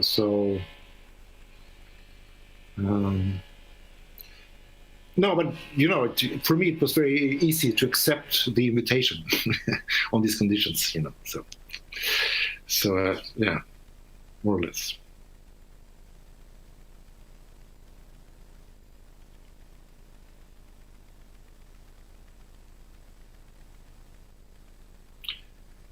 Okay. But when you talk about the people listening in different situations, I mean, I understand the whole relation to the public. It's obviously different when you play with the public, and then you have to rethink about what you present. The fact that you said in your interview that you imagine that it would be boring to see someone playing a laptop and turn some knobs, and then therefore you thought about video. It's already thinking about the medium itself, and that's already interesting. But I wanted to see, because when you say people are differing on the streaming in different way, but are they not already doing that with CDs and recording? Is it not sort of similar, but except you could be real time on the CD? Rather than being already recorded, there is this notion that play with the listening home environments of the people, or the cars or anything. Yes, but I think, you know, if you make a CD, you will have time to listen to it on for example, you can listen to it on your laptop, you can listen to it on your headphones, you can listen to it in different you know, locations and things. So that's I mean you can I mean, it takes a lot of more care I mean, to make a CD than to make. I mean, because you have to take into account the different kinds of listening situations you will, where the music will be played. You know, so that's why it's resembles. Recording is on. So that's why it resembles more like, I think, I mean, to make a online presentation. I mean, you have to have if you want to make it good, you know, you have to have this in mind. I don't know.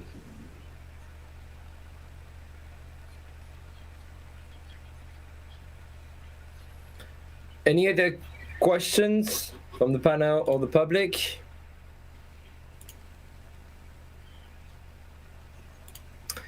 Thank you, Lars, for your interventions. Looking forward to the gig next. Me too. Exactly, and the video. Maybe we could take the next person on the panel, which is Marinos Koutsomichalis. It's, I think, your turn to take on the panel. Hi everybody. Hi, Julien. Thanks for the opportunity. I have to say that all this situation with the pandemic happened in a very happening, you know, the timing was quite weird in my case, in the sense that I first did a couple of online performances and live streaming events, something like 12 or 13 years ago. So I was briefly into that for 2 or 3 occasions. And then I get into a very lengthy process of working with lots of different media and styles, you know, analog synthesizers, field recordings, and a lot of different also installations that are not necessarily related with sound and stuff. But for pretty much the next decade, I was mostly performing audio using laptops or computers. So even though my practice would pivot on a variety of different instruments and materials, my performance medium would be mostly laptop-based for quite a few years. And after that, and I'm talking about around 3 years ago, mostly 3 to 4, I came to change that. I realized that the laptop as an instrument is quite restricted. And even though it does open a few interesting performance opportunities, in my particular case, you know, it's been quite a while that I was doing that. And I was gradually started to move towards what I now call the new old school. You know, it's something I came up quite recently, which is this notion, it's a state of mind, actually. It's a state of practice that I do want to be hybrid. I do want to use a lot of different things to think through different infrastructures, through different media, sometimes old school, sometimes new school, sometimes analog, sometimes digital, sometimes hybrid, and also try to mix them. So I started experimenting a lot with the physicality of my instruments as well, because I would of course experiment a lot with that. Even in the decade before that, I'm a kind of person, I think through my hands. For me, it's very important to touch objects, to touch things. My world is very material driven, even though some people think I'm very conceptual, and I might be, but still, you know, my thought process is a lot related with building things, making things, building algorithms, designing code, building actual objects, collecting rocks, collecting field recordings, go out in the field. You know, I used to travel a lot. So I gradually came to experiment a lot with that in a more structured fashion. I would came to make my own instruments, always some kind of infra instrument, mostly instruments that would restrict my performance potential so that I would have to focus in a few particular things. And I typically make them in a fashion that they are kind of dysfunctional, so that there is a lot of situation, a lot of space that things will fail, but not entirely. I would make algorithms that would mostly, that they would also do their own thing, so that they will be aware of what I am trying to do and what are my, let's say, decisions, but they would still, in the course of a system, they would also do their own thing. So my process, my part in this creative process would be mostly summarized in this fashion, that I would take a lot of different materials, I would lay them in a table, metaphorically speaking, it could be an actual table, but it could also be, kind of a system, and kind of back off and try to see what kind of creative output can get out of that, and then interfere, but in a very material fashion. So I would build things, contribute a few sounds here and there, allow materials to work. So briefly, like my last major project before the pandemic is called Sakvit Okvitok Verlod Helzak. I'm not sure I'm pronouncing it correctly. It's like Old Norse. It's from Volupsa. I think it's 11th century after Christ. So anyhow, the project is about a very broad exploration of the North Nordic landscape. I did trips in Iceland, North Norway, Faroe Islands. I collected all possible kinds of things like sounds, video, imagery, stones, pieces of lava, fabric, text, made notes, and then I created my own instrument built from scratch that would allow me to improvise with video, audio, as well as image. It also has a small, I can show you, so I have it here. That's the good things with the pandemic, I can bring things. So yeah, I created this instrument, which is actually kind of specifically made for this performance. There is also a small printer here. This also does data sonifications, but also data visualization, so that I could actually print pieces of text. Also, the project revolved around food, fish food in particular. So in the performances, I would typically cook and serve fresh fish. And this box is also capable of printing recipes in rolls of papers. So anyhow, what I'm trying to say is that briefly before the pandemic, my world has been, as an artist, has been very material-based, involving lots of materiality was very important, and physicality. And I was about to I started experimenting with further ways to hybridize my practice in other directions as well, involving, even more materials. And then the pandemic happened. And this was quite of a shock for me, because I guess this is also true for lots of the people lots of the individuals that have already talked. For quite a decade or so, I didn't really do any major or important online events. Just a few radio shows here and there, a few mixes, some online releases. And then I was mostly into this very physical and material-driven approach, exploring materials and the materiality of systems and things.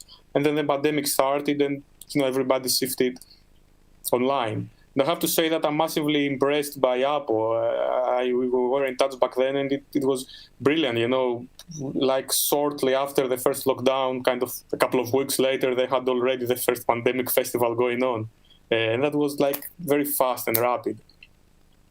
For me, it wasn't like that. It took a while to realize that this kind of new normality, what would it imply for my practice? And I was kind of defending this hybrid material distributed fashion that I would work.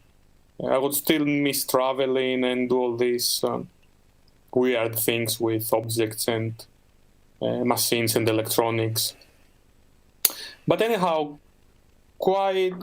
it's not really a choice. You do want to keep being creative under any circumstances, and at least I want to be creative. So a couple of months afterwards, I started also being involved with streaming and digital audio. Mostly doing improvised performances. I did that on 3 or 4 occasions. yeah, I don't want to compare that with the actual physical performance, because it's a very different thing. But I will say that it was quite of a nice surprise after so many years, that it did work up to a certain extent. So I did get this feeling and this experience that I'm actually performing, and that I'm actually communicating with real people out there. And I was also quite impressed in the particular, I still have a particular event in mind, that the delay was massive. So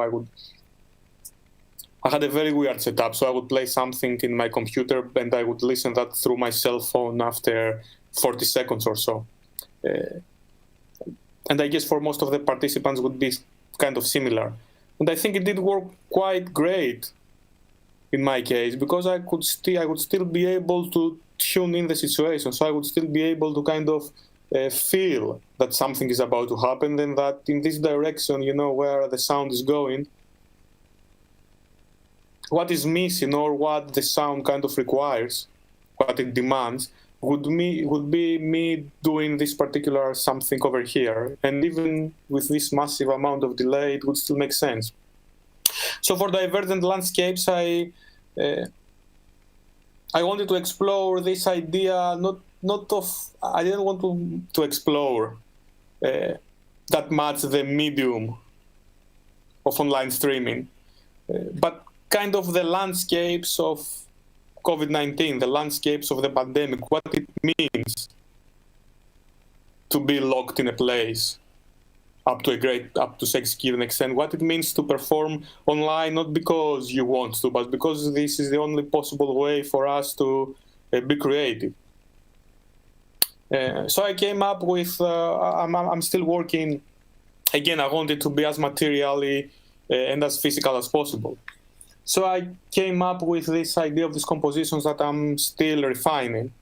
And overall it goes like this. The project is called, I decided to use a French word, actually the French translation of the project. It's called Irrationalités in/extérieur. I can copy paste it here. So it's like in/exterior irrationality. So it's kind of a game with words as well. So it could be interior rationalities, interior irrationalities, exterior rationalities, irrationalities, and so on. And the idea is that there is a group of individuals, and I've been already rehearsing that with a group of students in Cyprus, so that we've been already since 3 or 4 weeks doing a lot of creative exercises.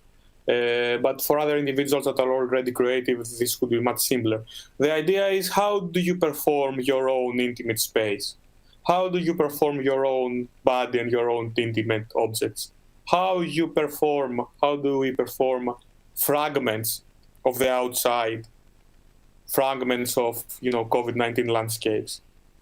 So all these individuals are asked to contribute live audio and live video using radio phones, their own bodies, their voices, maybe recounting text through webcams or cell phones, window views, details of objects, maybe themselves moving around, creating bedroom noises, as I call them, leaving the ambience, outside ambience, the sound of the lockdown to come in their houses. All this is streamed through my brand new server that I rented recently in Nuremberg. So there is a remote machine in Nuremberg running custom code, and I'm still experimenting a bit with the specifics of the composition. So all this arrives there, and there is an algorithm that kind of masses up these streams. It does implement its own logic and somehow also intervenes in terms of digital signal processing. So it's not that much that all the people improvise collectively, but that they contribute their own fragmented irrationalities, their own fragments, and these arrive, in the server that also tries to make sense of it in a very machine-oriented, a very computational fashion, low-level one. And this would be streamed to Apo 33 in Nantes. And I'm also experimenting with ways to have the system acknowledge instructions so that it would be able also to send a few instructions to the server, and the servers should take them into account, but not essentially do exactly what we tell it to do. The algorithm would still follow its own logic. It's just that alongside the streams, there is also our desires, so to say, insofar as the composition is concerned. And these desires would be taken into account by the software run on the server, not as commands, just as things that we'd like it to do, and it will decide on its own sake what exactly the output should be.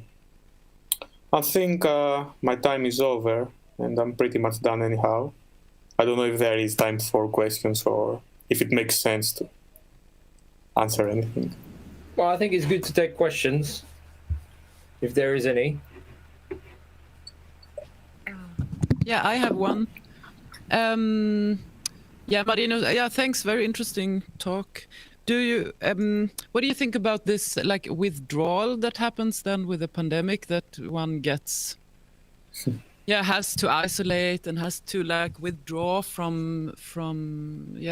What do you think about that? How can you talk about? Well, I can. I mean, it's madness, really. I have to say, that I've spent kind of 80% of the pandemic in this exact position, and it's quite crazy.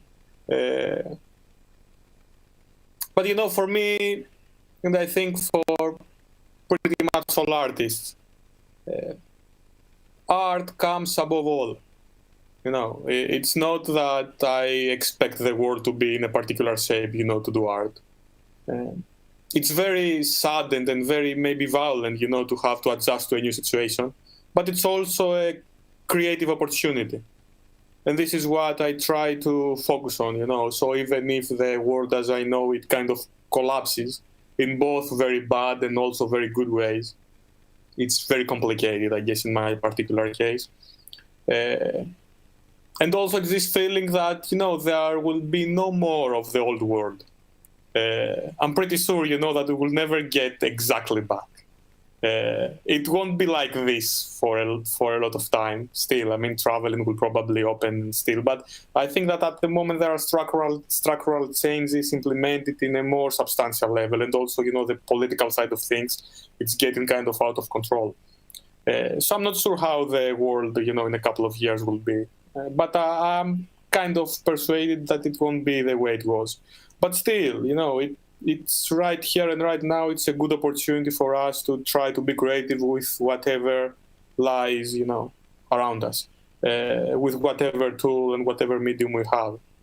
And this was true, 10 years ago, it was true 30 years ago, it was true, in the big war and in between the wars, and, when times were very bad things that happened in the history of mankind, it was still true, People were still trying to be creative with whatever tools they had.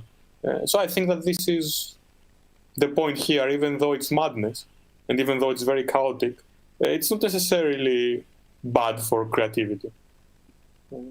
At least in my case, I'm given the opportunity to work with materials that I would otherwise kind of not use, like the server, I have this. I'm trying to build up the server infrastructure. I'm working with algorithms. I wouldn't do all these things, hadn't been for the pandemic. But I don't say that the pandemic is a good thing, of course. I just say that I kind of feel I have to try find creativity in anything.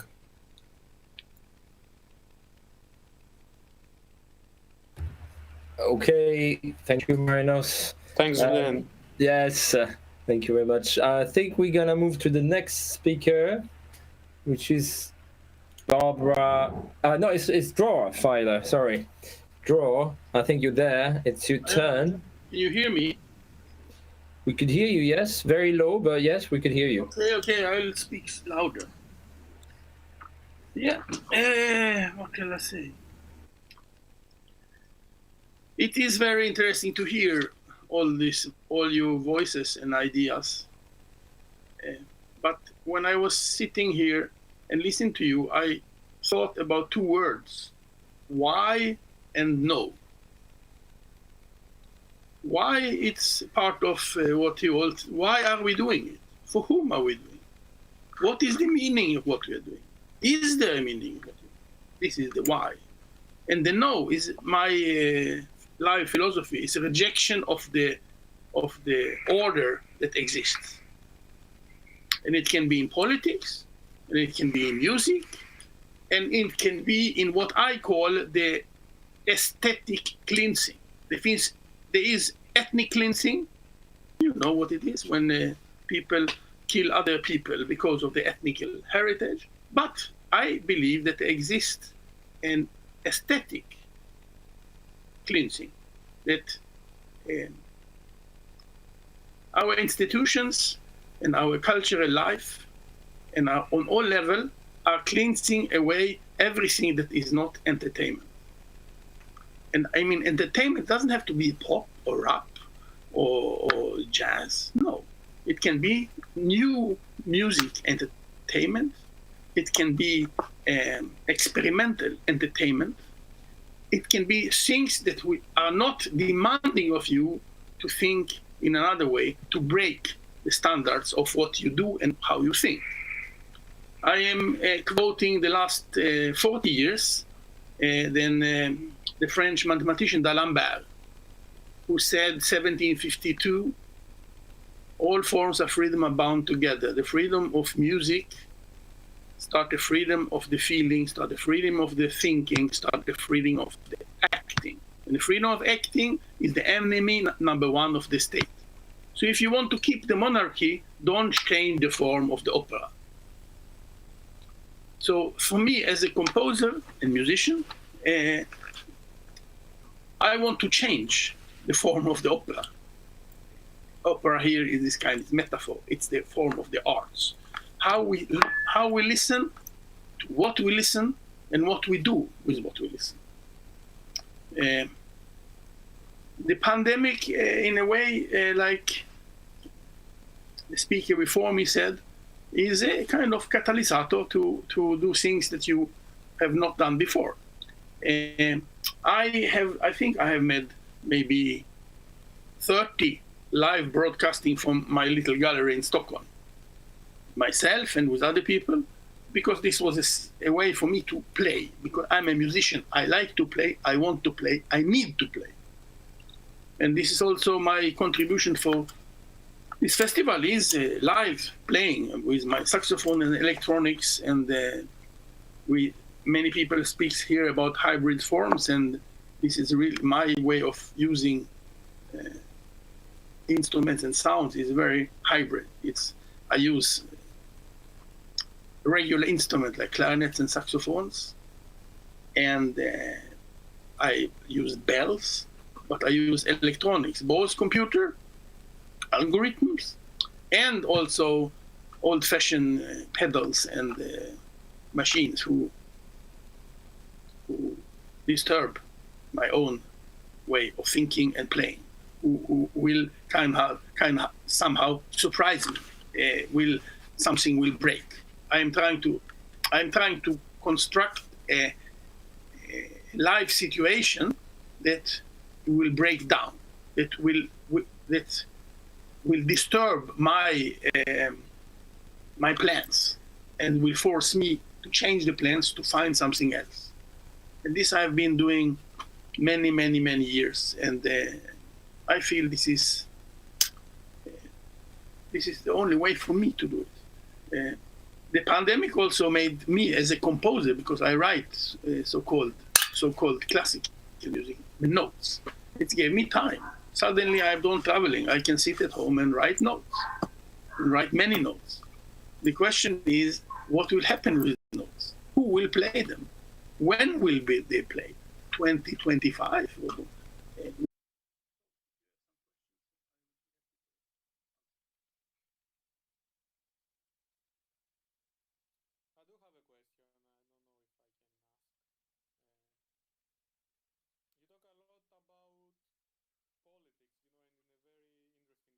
I mean, not abstractly, but very concretely.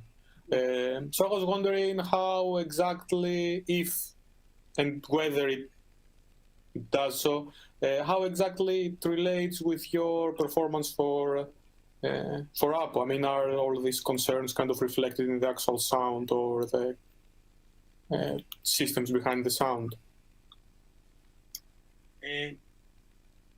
I think the relation between art and politics is very complicated because, you know, if you want to change the world, I don't think art is the best instrument. I think there are some instruments that are more effective. The question is if only effectivity by itself is the most desirable, or maybe another instrument is not so effective, but it leads you to better results, or I don't know, somehow. For me, I am engaged in politics, in real politics, not only in politics of the culture, not only in this trying to explain music in political, in cultural, political terms, and so on.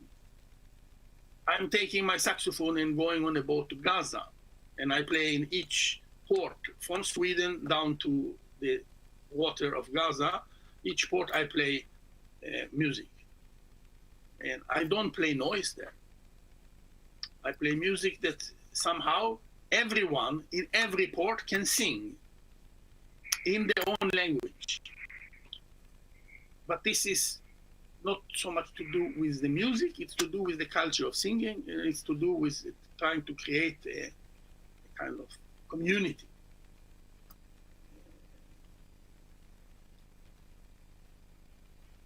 I think that, as I said, somehow I think we have to all the time to try to provoke ourselves and our own bubbles to break out. Because we sit here and we speak about music and we listen and we like, most of the time, we like what we do for each other and we are our small community. But how do we, one, go out from our community and make more people to listen to it? And two, how are we going to make that our own music will not become the new conservative way of music? Like I feel that it's some new modern music, the classical, contemporary, academic new music. It's the same like the old music. It has become a new kind of academy. That what is count is the academic titles, the PhDs, all this. This is what count, not what you do, not how good you do it, and not if you want to break the laws and to change things and to force the music and the listeners and the musician and yourself into unknown domains. And this is what I mean when I spoke in the beginning about the aesthetic cleansing. Everything have to be kind of, how you say it, I don't know how you say it, domesticated. Domesticated. We don't want wolves. We want poodles. We want small, nice dogs that sit when they tell them sit and they jump when they jump. We don't want a kind of a wild dog. We have to domesticate the music, the noise music, the rap music, all the music have to be domesticated, that it will fit into nice rooms of the cultural people. And I would like to make music that will disturb these people. It will make them very uncomfortable. And make also uncomfortable for us, ourselves. And as a musician and composer that have been in this field a very long time, I feel sometimes I am always now in the last years, I'm the oldest in the company. I always says the most important for me is to have some friends who come to me and say to me after the concert or after the performance and say to me, you know, you have done it before. I want to have such friends who come to me and say to me, you have to renew yourself. You have to go forward. Something have been wrong. This kind of thing you need more and more you older you become, because you have tendency always to repeat yourself and to have the solutions that you have proven for you as function. So I don't know if I answer your question, but I try somehow to do it. You did give me an idea. Good. Thank you. Thank you. Right. Thank you very much, Dror. We are gonna move to the next speaker, which is Barbara Dong, if she's here. Oui, vous m'entendez? Hi, everybody. Yes. On t'entend, on te voit pas. Ah, ok. Voilà. Super.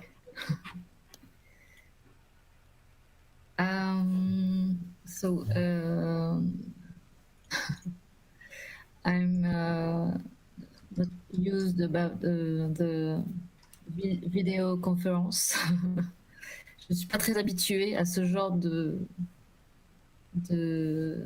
situation, on va dire. Est-ce que j'essaye de parler en anglais ou est-ce que je parle en français? C'est comme tu as envie. Je pense que les trois quarts des gens ici parlent que anglais, mais tu vois, d'autres langues. Mais, I think your English will be good. Don't worry. I could try. And what is the question? Is there a question, a general question, basically? No, I think you could present your work.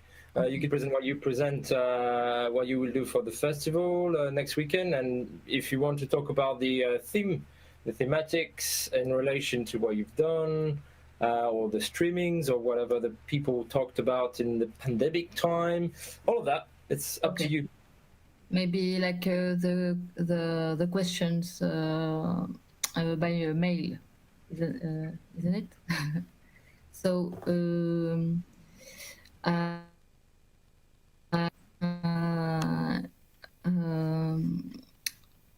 le plus souvent inside the piano. I play inside the piano, and I made also harpsichord and organ.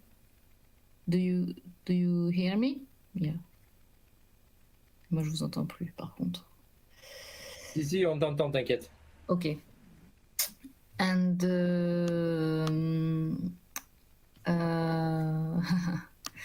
so when I play also experimental music and writing music like John Cage, Morton Feldman, what else? Cornelius Cardew, Alvin Lucier, Michael Pissarro, Sam Sfiri, etc. And qu'est-ce que je peux dire d'autre? So with that, I used the unusual techniques in the piano. So prepared piano and amplified piano, le jeu à l'intérieur, play inside, and I play with the silence too, and the environment sounds, and what else? Matériel, non, je ne sais pas comment dire, épuisement du matériau musical. Sorry for my English. So voilà, the piano is like an interface with wood and metal inside. With that, I could create sounds and voilà.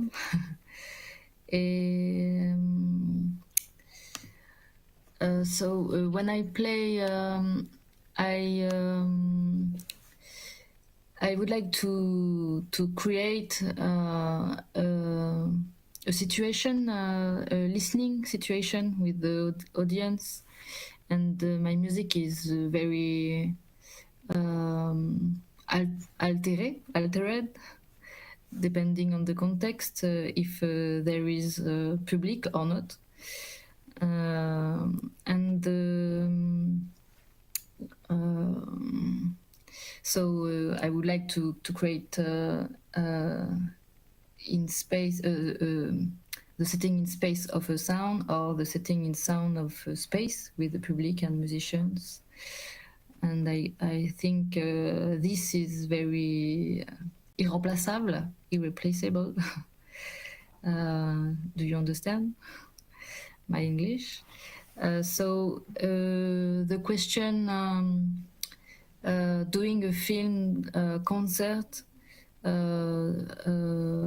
is very, for me, is very unusual.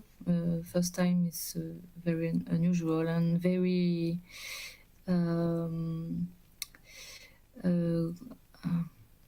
comment dire, so it's very here for Audioblast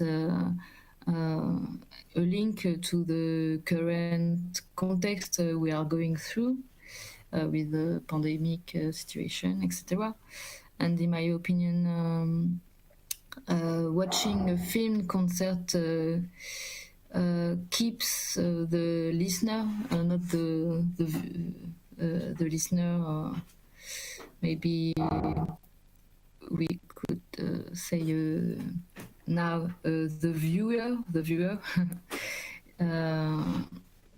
in a frozen capture, when he should be able to move, close his eyes, to listen to the space in which he is, look elsewhere in a distracted way, or leave the place to come back, or not. Do you understand?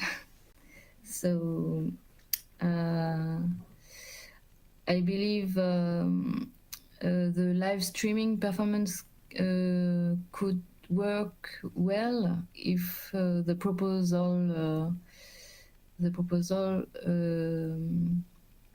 is comment dire, il prend en compte, je sais pas comment dire en anglais. We'll take in account. An account with the, thank you, the complete system of the capture, the video technique, and the supports of les multiple diffusion used by viewers in order to create a real virtual or visual object. Yeah, you know what I mean. And so I think voilà, so I think that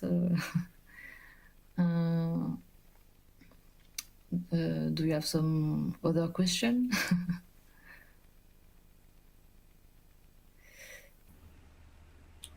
Does anyone have any questions from the panel for Barbara? Yeah.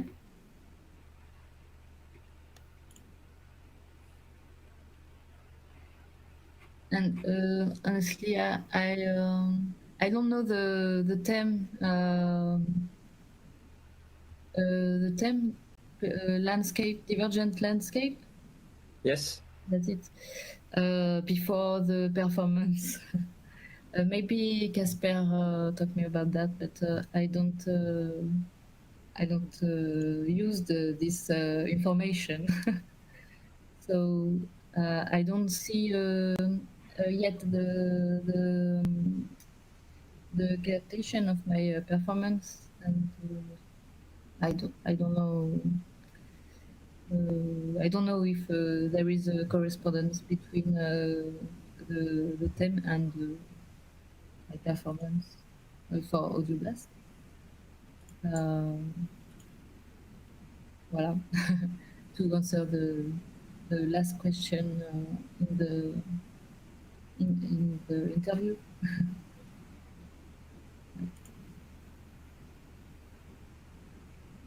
Any questions over there in the panel? Well, thank you, Barbara. Thank you. It's nice to have you here. Merci beaucoup.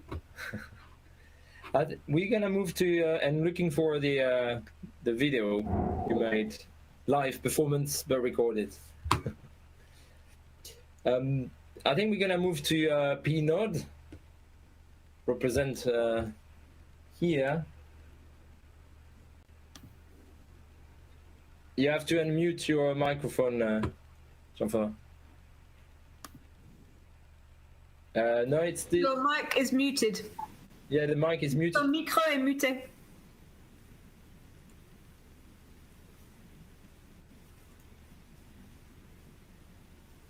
Let me see if I could. Can you unmute him? I can't mute. I can mute, but I can't unmute. Let me see. Yeah, it's on you. Ah, that's it. Are you hearing me? It's okay? Yeah, good. Okay, thank you for having me, and thank you to welcome Pinod to Audioblast number 9. I'm JF. I'm based in Brussels, and I'm Pinod's member. First, I'm gonna talk about a small word about the Pinod Collective, and then I will talk to the live performance called Golem. So Pinod is sorry, I'm gonna read some small text presentation. Pinod is an experimental platform for the development and a hybrid web FM DAB+ format radio. Through the interlinking of different approaches, tools, technologies, and networks of decentralized broadcast structure is established, where each of the network's nodes serve to both receive and transmit information. So it's a mixing. It's a mix of different technologies.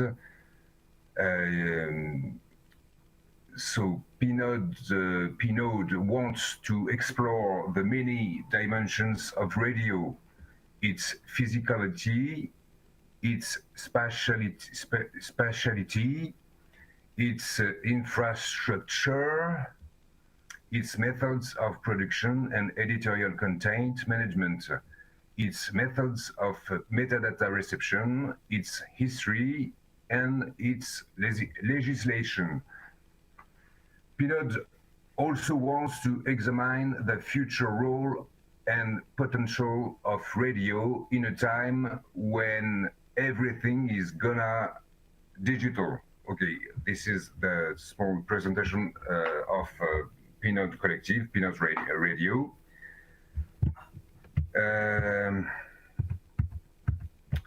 Let's talk about the live performance we will perform in 1 week. It's called Golem. Golem is a famous it's a very known. It's a monster. It's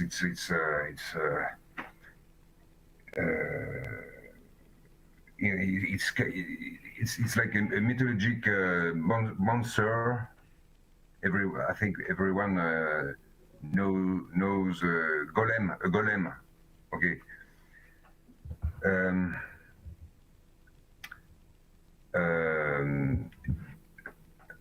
First, for this performance, we have to gather a maximum of participants. Each participant is equipped with a special tool that we have developed at Pinod called P-Box.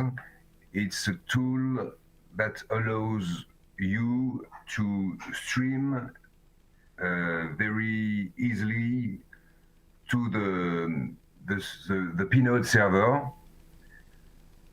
So we gather a maximum of persons. Each participant has his own stream, and the game is to, for the participants, is to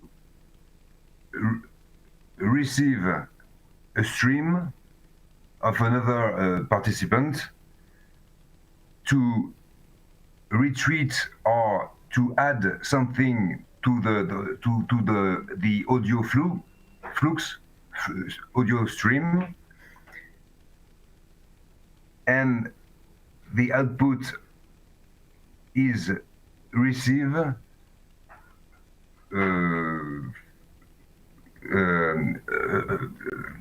from another participant. It's like a chain. We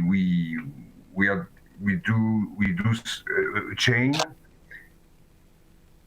and the main output is redirected to the server, the Peanut server, and of course the aim of this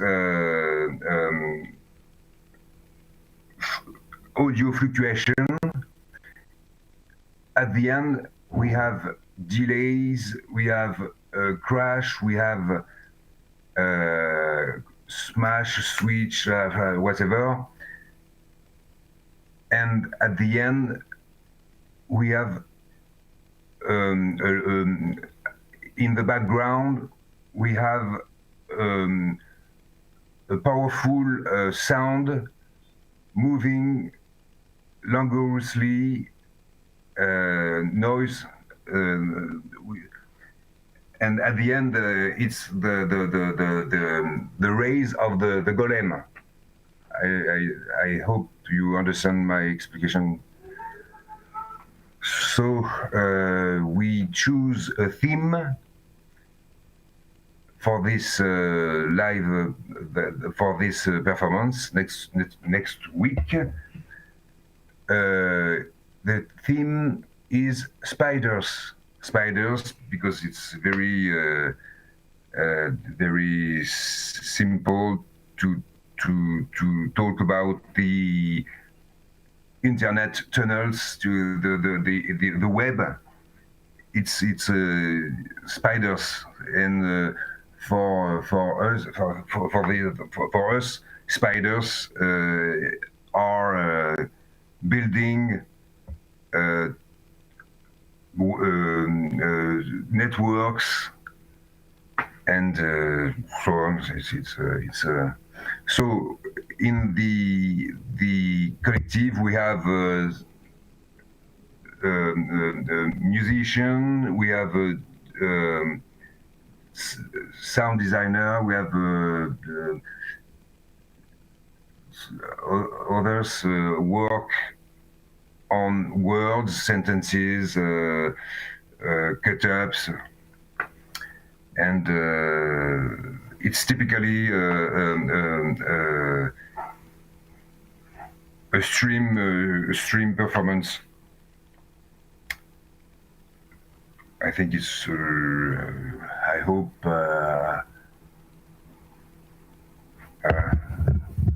So it's. Do you have any questions? No. Yes, is the panel have any questions, or if anyone watching or listening have any questions, please? There's always a time of reaction.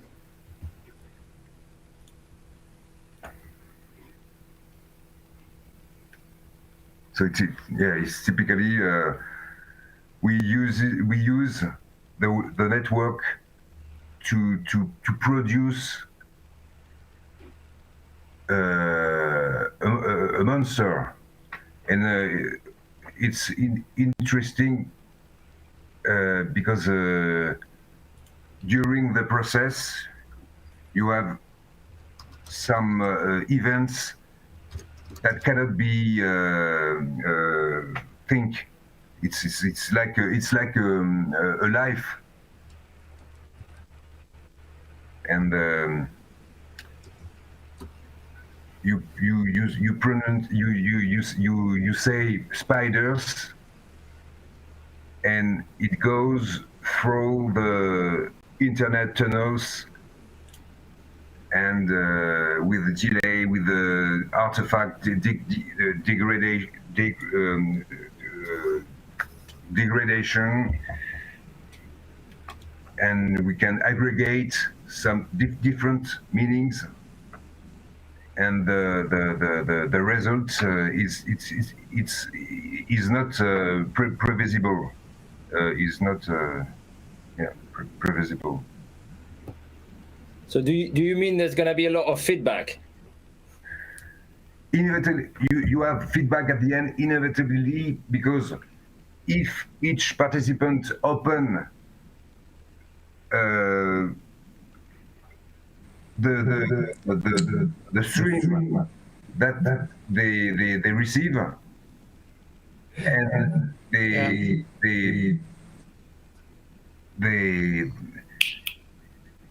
restream behind, it's inevitably making a loop, so, and a noise,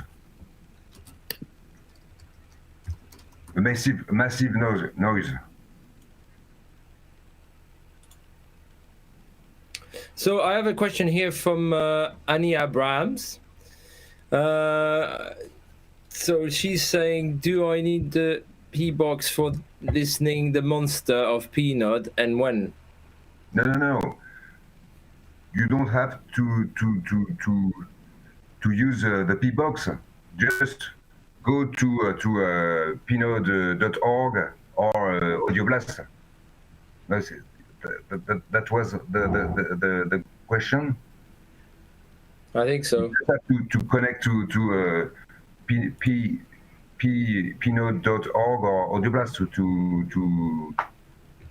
to hear the performance. I don't.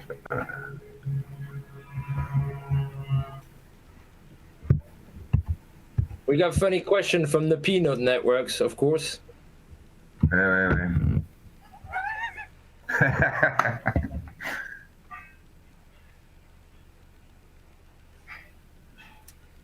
Is there any question from the panel?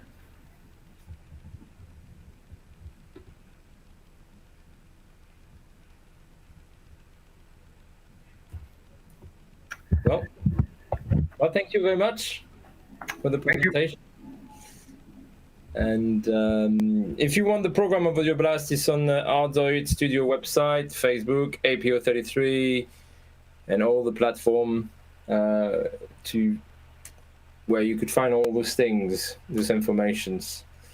Or anyway, the next and the last speakers are Phill Niblock and Katherine Liberovskaya. Hello. Hello, Liberovskaya. Wait, I should turn. Do you hear us? Do you hear us? Absolutely. Okay, I should turn off we have our PA system on. So, yeah, I was going to start by saying what other people thought, that we didn't know there was a theme, but then as I was listening, I checked my email, and you did invite us with a theme, but we somehow didn't notice. So, but I guess we could say a lot about the theme anyway, even if we didn't particularly think about it. But just to introduce a bit what we've been doing and thinking. So actually, the pandemic has been very productive for us both. And I think, as Marinos said earlier, I think the best way to live through it is to improvise or compose with it. And so I've personally been finding that the people who are having the hardest time are people who are constantly saying, oh, it's no good, performance is better, et cetera, et cetera. It's great, but this is the situation we have right now. And this is what we got to do for now. And there's great things to be done. So it's just different.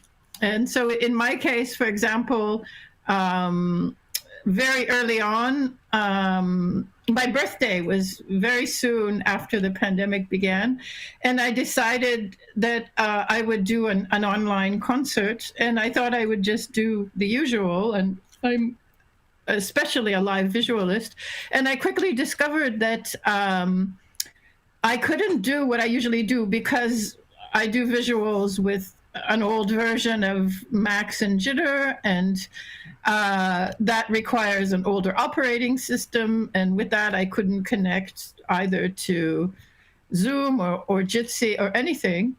And by then I had already planned the performance, so I had to figure out something last minute to do. And so I discovered that I could plug in USB cameras directly to Jitter, to Zoom or Jitsi. And so I began just working with, I happened to have at home these microscope USB cameras with lights on them, and also HDMI cameras. And now I also have a plumbing camera. And I began just experimenting with different surfaces and moving the cameras across different surfaces with different lights, and kind of thinking of the screen as a stage. And interestingly, because we were in lockdown for so long, there were even things I was thinking would be great to do, and we couldn't get them because even we do a lot of Amazon and we have Amazon Prime, but they couldn't deliver things. So it's a lot of very surprising things that I end up using. And then when people comment on the performances I do, often they're surprised to find out that it was just me moving my hands live. And of course, there's no effects whatsoever. It's just physical. So I call that visual Foley. And I've found this great. And I think that if we anytime soon can get back to in-person performance in space, I would love to do that in space with, sitting beside a very large projection. But otherwise, I think for me, the most important thing of the online performance has been the communication and communicating with other people outside of our little world. And I think that's the most important aspect. And so I don't even compare whether it's better or worse. But in that same perspective, and hearing a lot of people saying how it's different, for example, when the pandemic came, I had a lot of projects that were in the works. So I have like hours of footage, and I've I haven't been able to work on that because I'm not interested. I'm someone who does a lot of work with projection and with installation, and I haven't been interested to make those works to send to people so they would watch them on their laptop screens. So, but this other work, the live visuals with the live cameras, has been really, really interesting. And then otherwise, so we're also experimental intermedia, and so we've done our first virtual festival, which is usually in our space in New York, and we haven't been able to do it. And I think even Phill will get into that. Phill was kind of really grumbly about it and not excited. And we're finding also that's also different, that we're reaching a broad international audience. We've also put a lot of thought into it. So, we have a chat going during the concerts. Then after the concerts, we have something we call our virtual kitchen hangouts, and people hang out. And so I think we're thinking also what we've been doing, we're thinking of it as communication with the community. And also we started a collaboration with Harvestworks in New York, and it's actually a concept I came up with. Is just a community discussion group to rethink live online performance. So not necessarily just music, but also could be performance art, because I am finding that a lot of people who are doing online stuff, and this is what I'm tired of, are just like turning on Zoom or something and they're doing bad television. So it's really interesting to think of interesting different approaches that are better suited for not only for the laptop, but for this situation that we're at home, that we're possibly doing this with small children around this or while we're cooking. So anyway, I think it's an interesting situation to compose with, and it'll be great when the other comes back. But I think the future is both. It's going to be just more different possibilities of expressing oneself, and not just theaters and concerts. And yeah, it's more hybrid. And Phill is signaling me that I've gone over my 5 minutes, so I pass you over to Phill. I give you Phill. Hi. I just wanted to report about a diverse landscape. Last night I had a gig in a venue different than our home gig place here, which was called the Old Stone House, and it's in Prospect Park in Brooklyn. But we were thwarted because it started to snow yesterday morning, and it looked like we couldn't really get there very easily.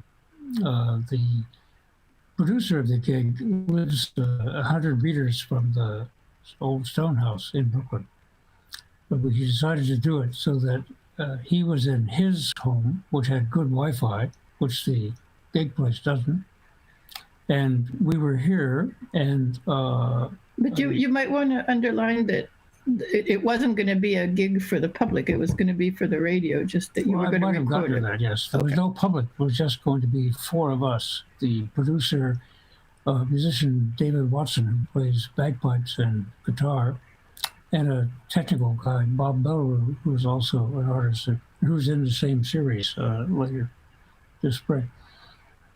So we did the same thing we normally do. I was sitting here at my kitchen table in front of a computer and doing an interview on Zoom, which was then broadcast live. The gig was actually only on radio, so it was going out only as audio and not visual, so that people didn't see the Zoom. We could simply see each other as we talked. And the musician went to a different place, to his studio in Brooklyn, a quite different area, with the technician, and they recorded live parts to the recorded parts that I made, the pieces that I made. So it was a very weird set of landscapes all combined in one only audio show. So for me, this has been an incredible period of productivity over the last year. I haven't been really much out of the house in all that time. The last gig that I did on the road was in Luxembourg in November of 2019. So we've been sort of locked up since then. But it also, instead of touring 8 months a year, I was sitting here fooling around and managed to produce an incredible number of projects. There'll be something like 15 CDs or LPs out by the end of the year, I think, on that basis. And then we're producing concerts here. Our December series was totally virtual, of 8 or 9 concerts, and the March series will be the same. There'll be eight concerts, and all virtual, with people in their own studios, and we're simply the coordinating body, in fact. So Maybe we could just say a bit of what we will be doing or what we do. So when we do perform together, Phill isn't really an improviser, but he plays. He does have a lot of field recording works aside from his composition. So in performances we do together, I do the live work with the camera, and he plays different field recordings. And then, do you want to talk about what you're going to do? And he mixes different field recordings. Not always. Sometimes you play just one.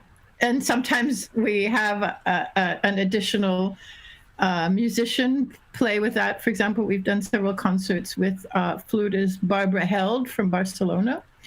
And maybe you want to talk about what you're going to do next week, also the other piece which you're going to play with Casper and Julien.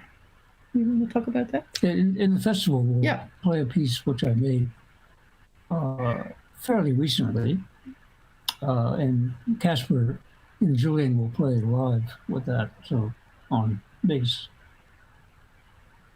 It's actually a series of 5 pieces which were commissioned by the Hermes Foundation in Tokyo, curated by Matthew Copeland in London, and there will be an exhibition of those 5 pieces plus one more in Tokyo at the Hermes Gallery, sometime like in April to July. But probably we won't be able to be there. Well, we don't even know if Japan won't still be locked down, because Japan isn't doing too well. Yes. Any questions?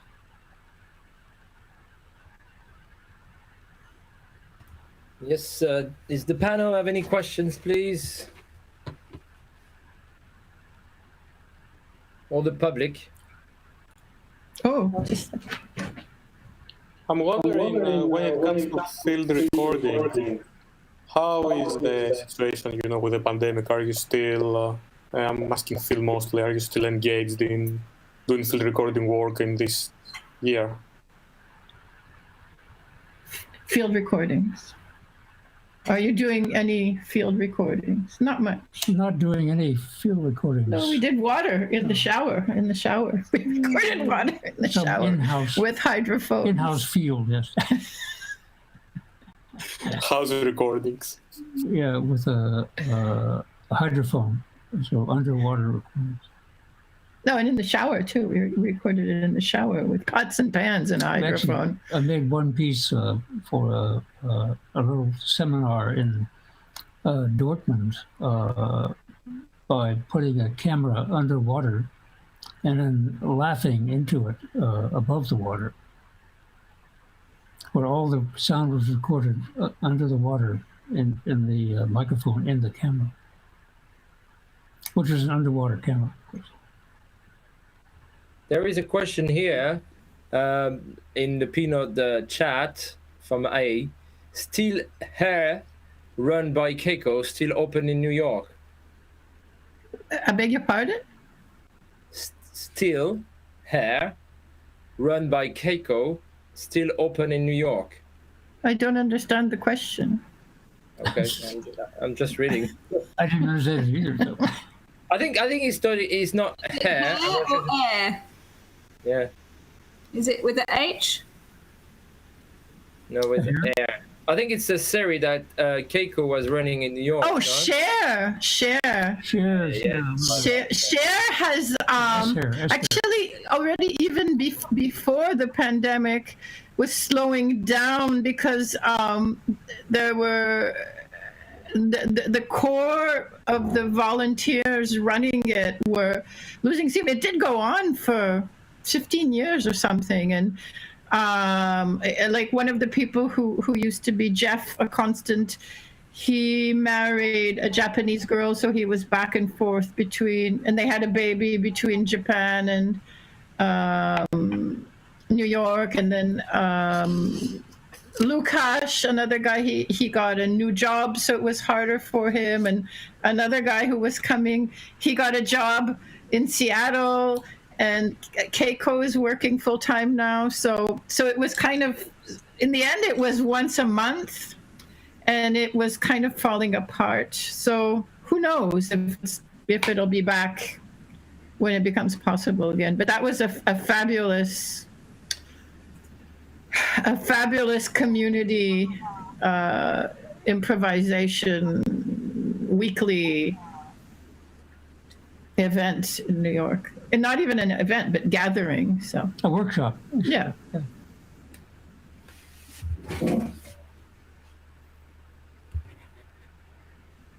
Any other questions?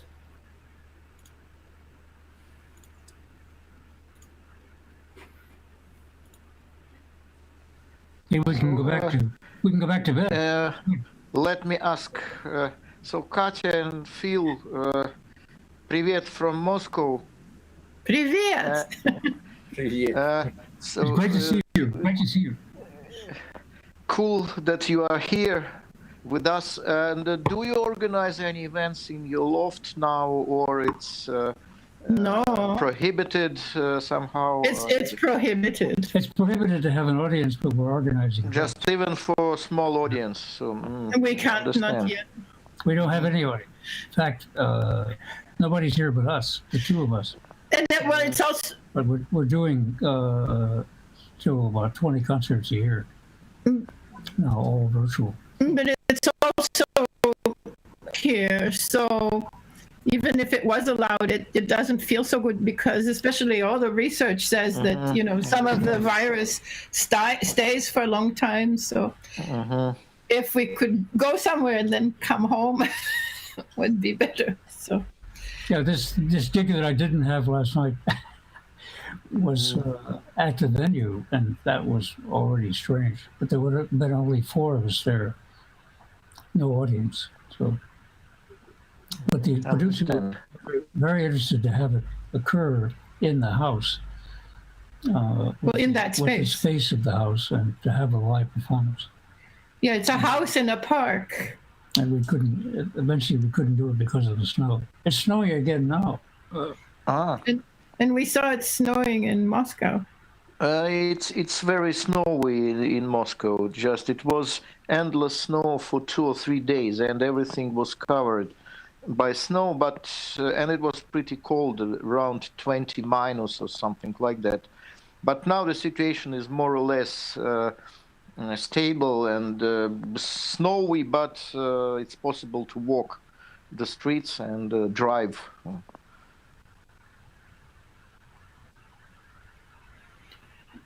Oh, and yeah, we forgot to mention at the end of our presentation that we're very happy to be invited to this festival too, and to be among such wonderful colleagues. Yes, I agree. It is great to have you. Any other questions before we close the discussion? Take one more. I think we've done. And we can go back to bed. Yeah, thank you very much. We had Australia. Got us up at 8 in the morning. I got up at 7. Still there. Usually we work till 4 or 5 in the morning, so this was really early for us. Well, I don't know what you think, Casper, but thank you to everyone. It was a great panel, and did you record it? Yeah, it's all recorded everywhere. I had a crash on the main machine. We have feedbacks, and this is great. And, but yes, it's all recorded. Don't worry. But yeah, thanks everyone. Looking forward next weekend. And great to see you all. Thank you. Nice. Bye. Until soon. Thank you.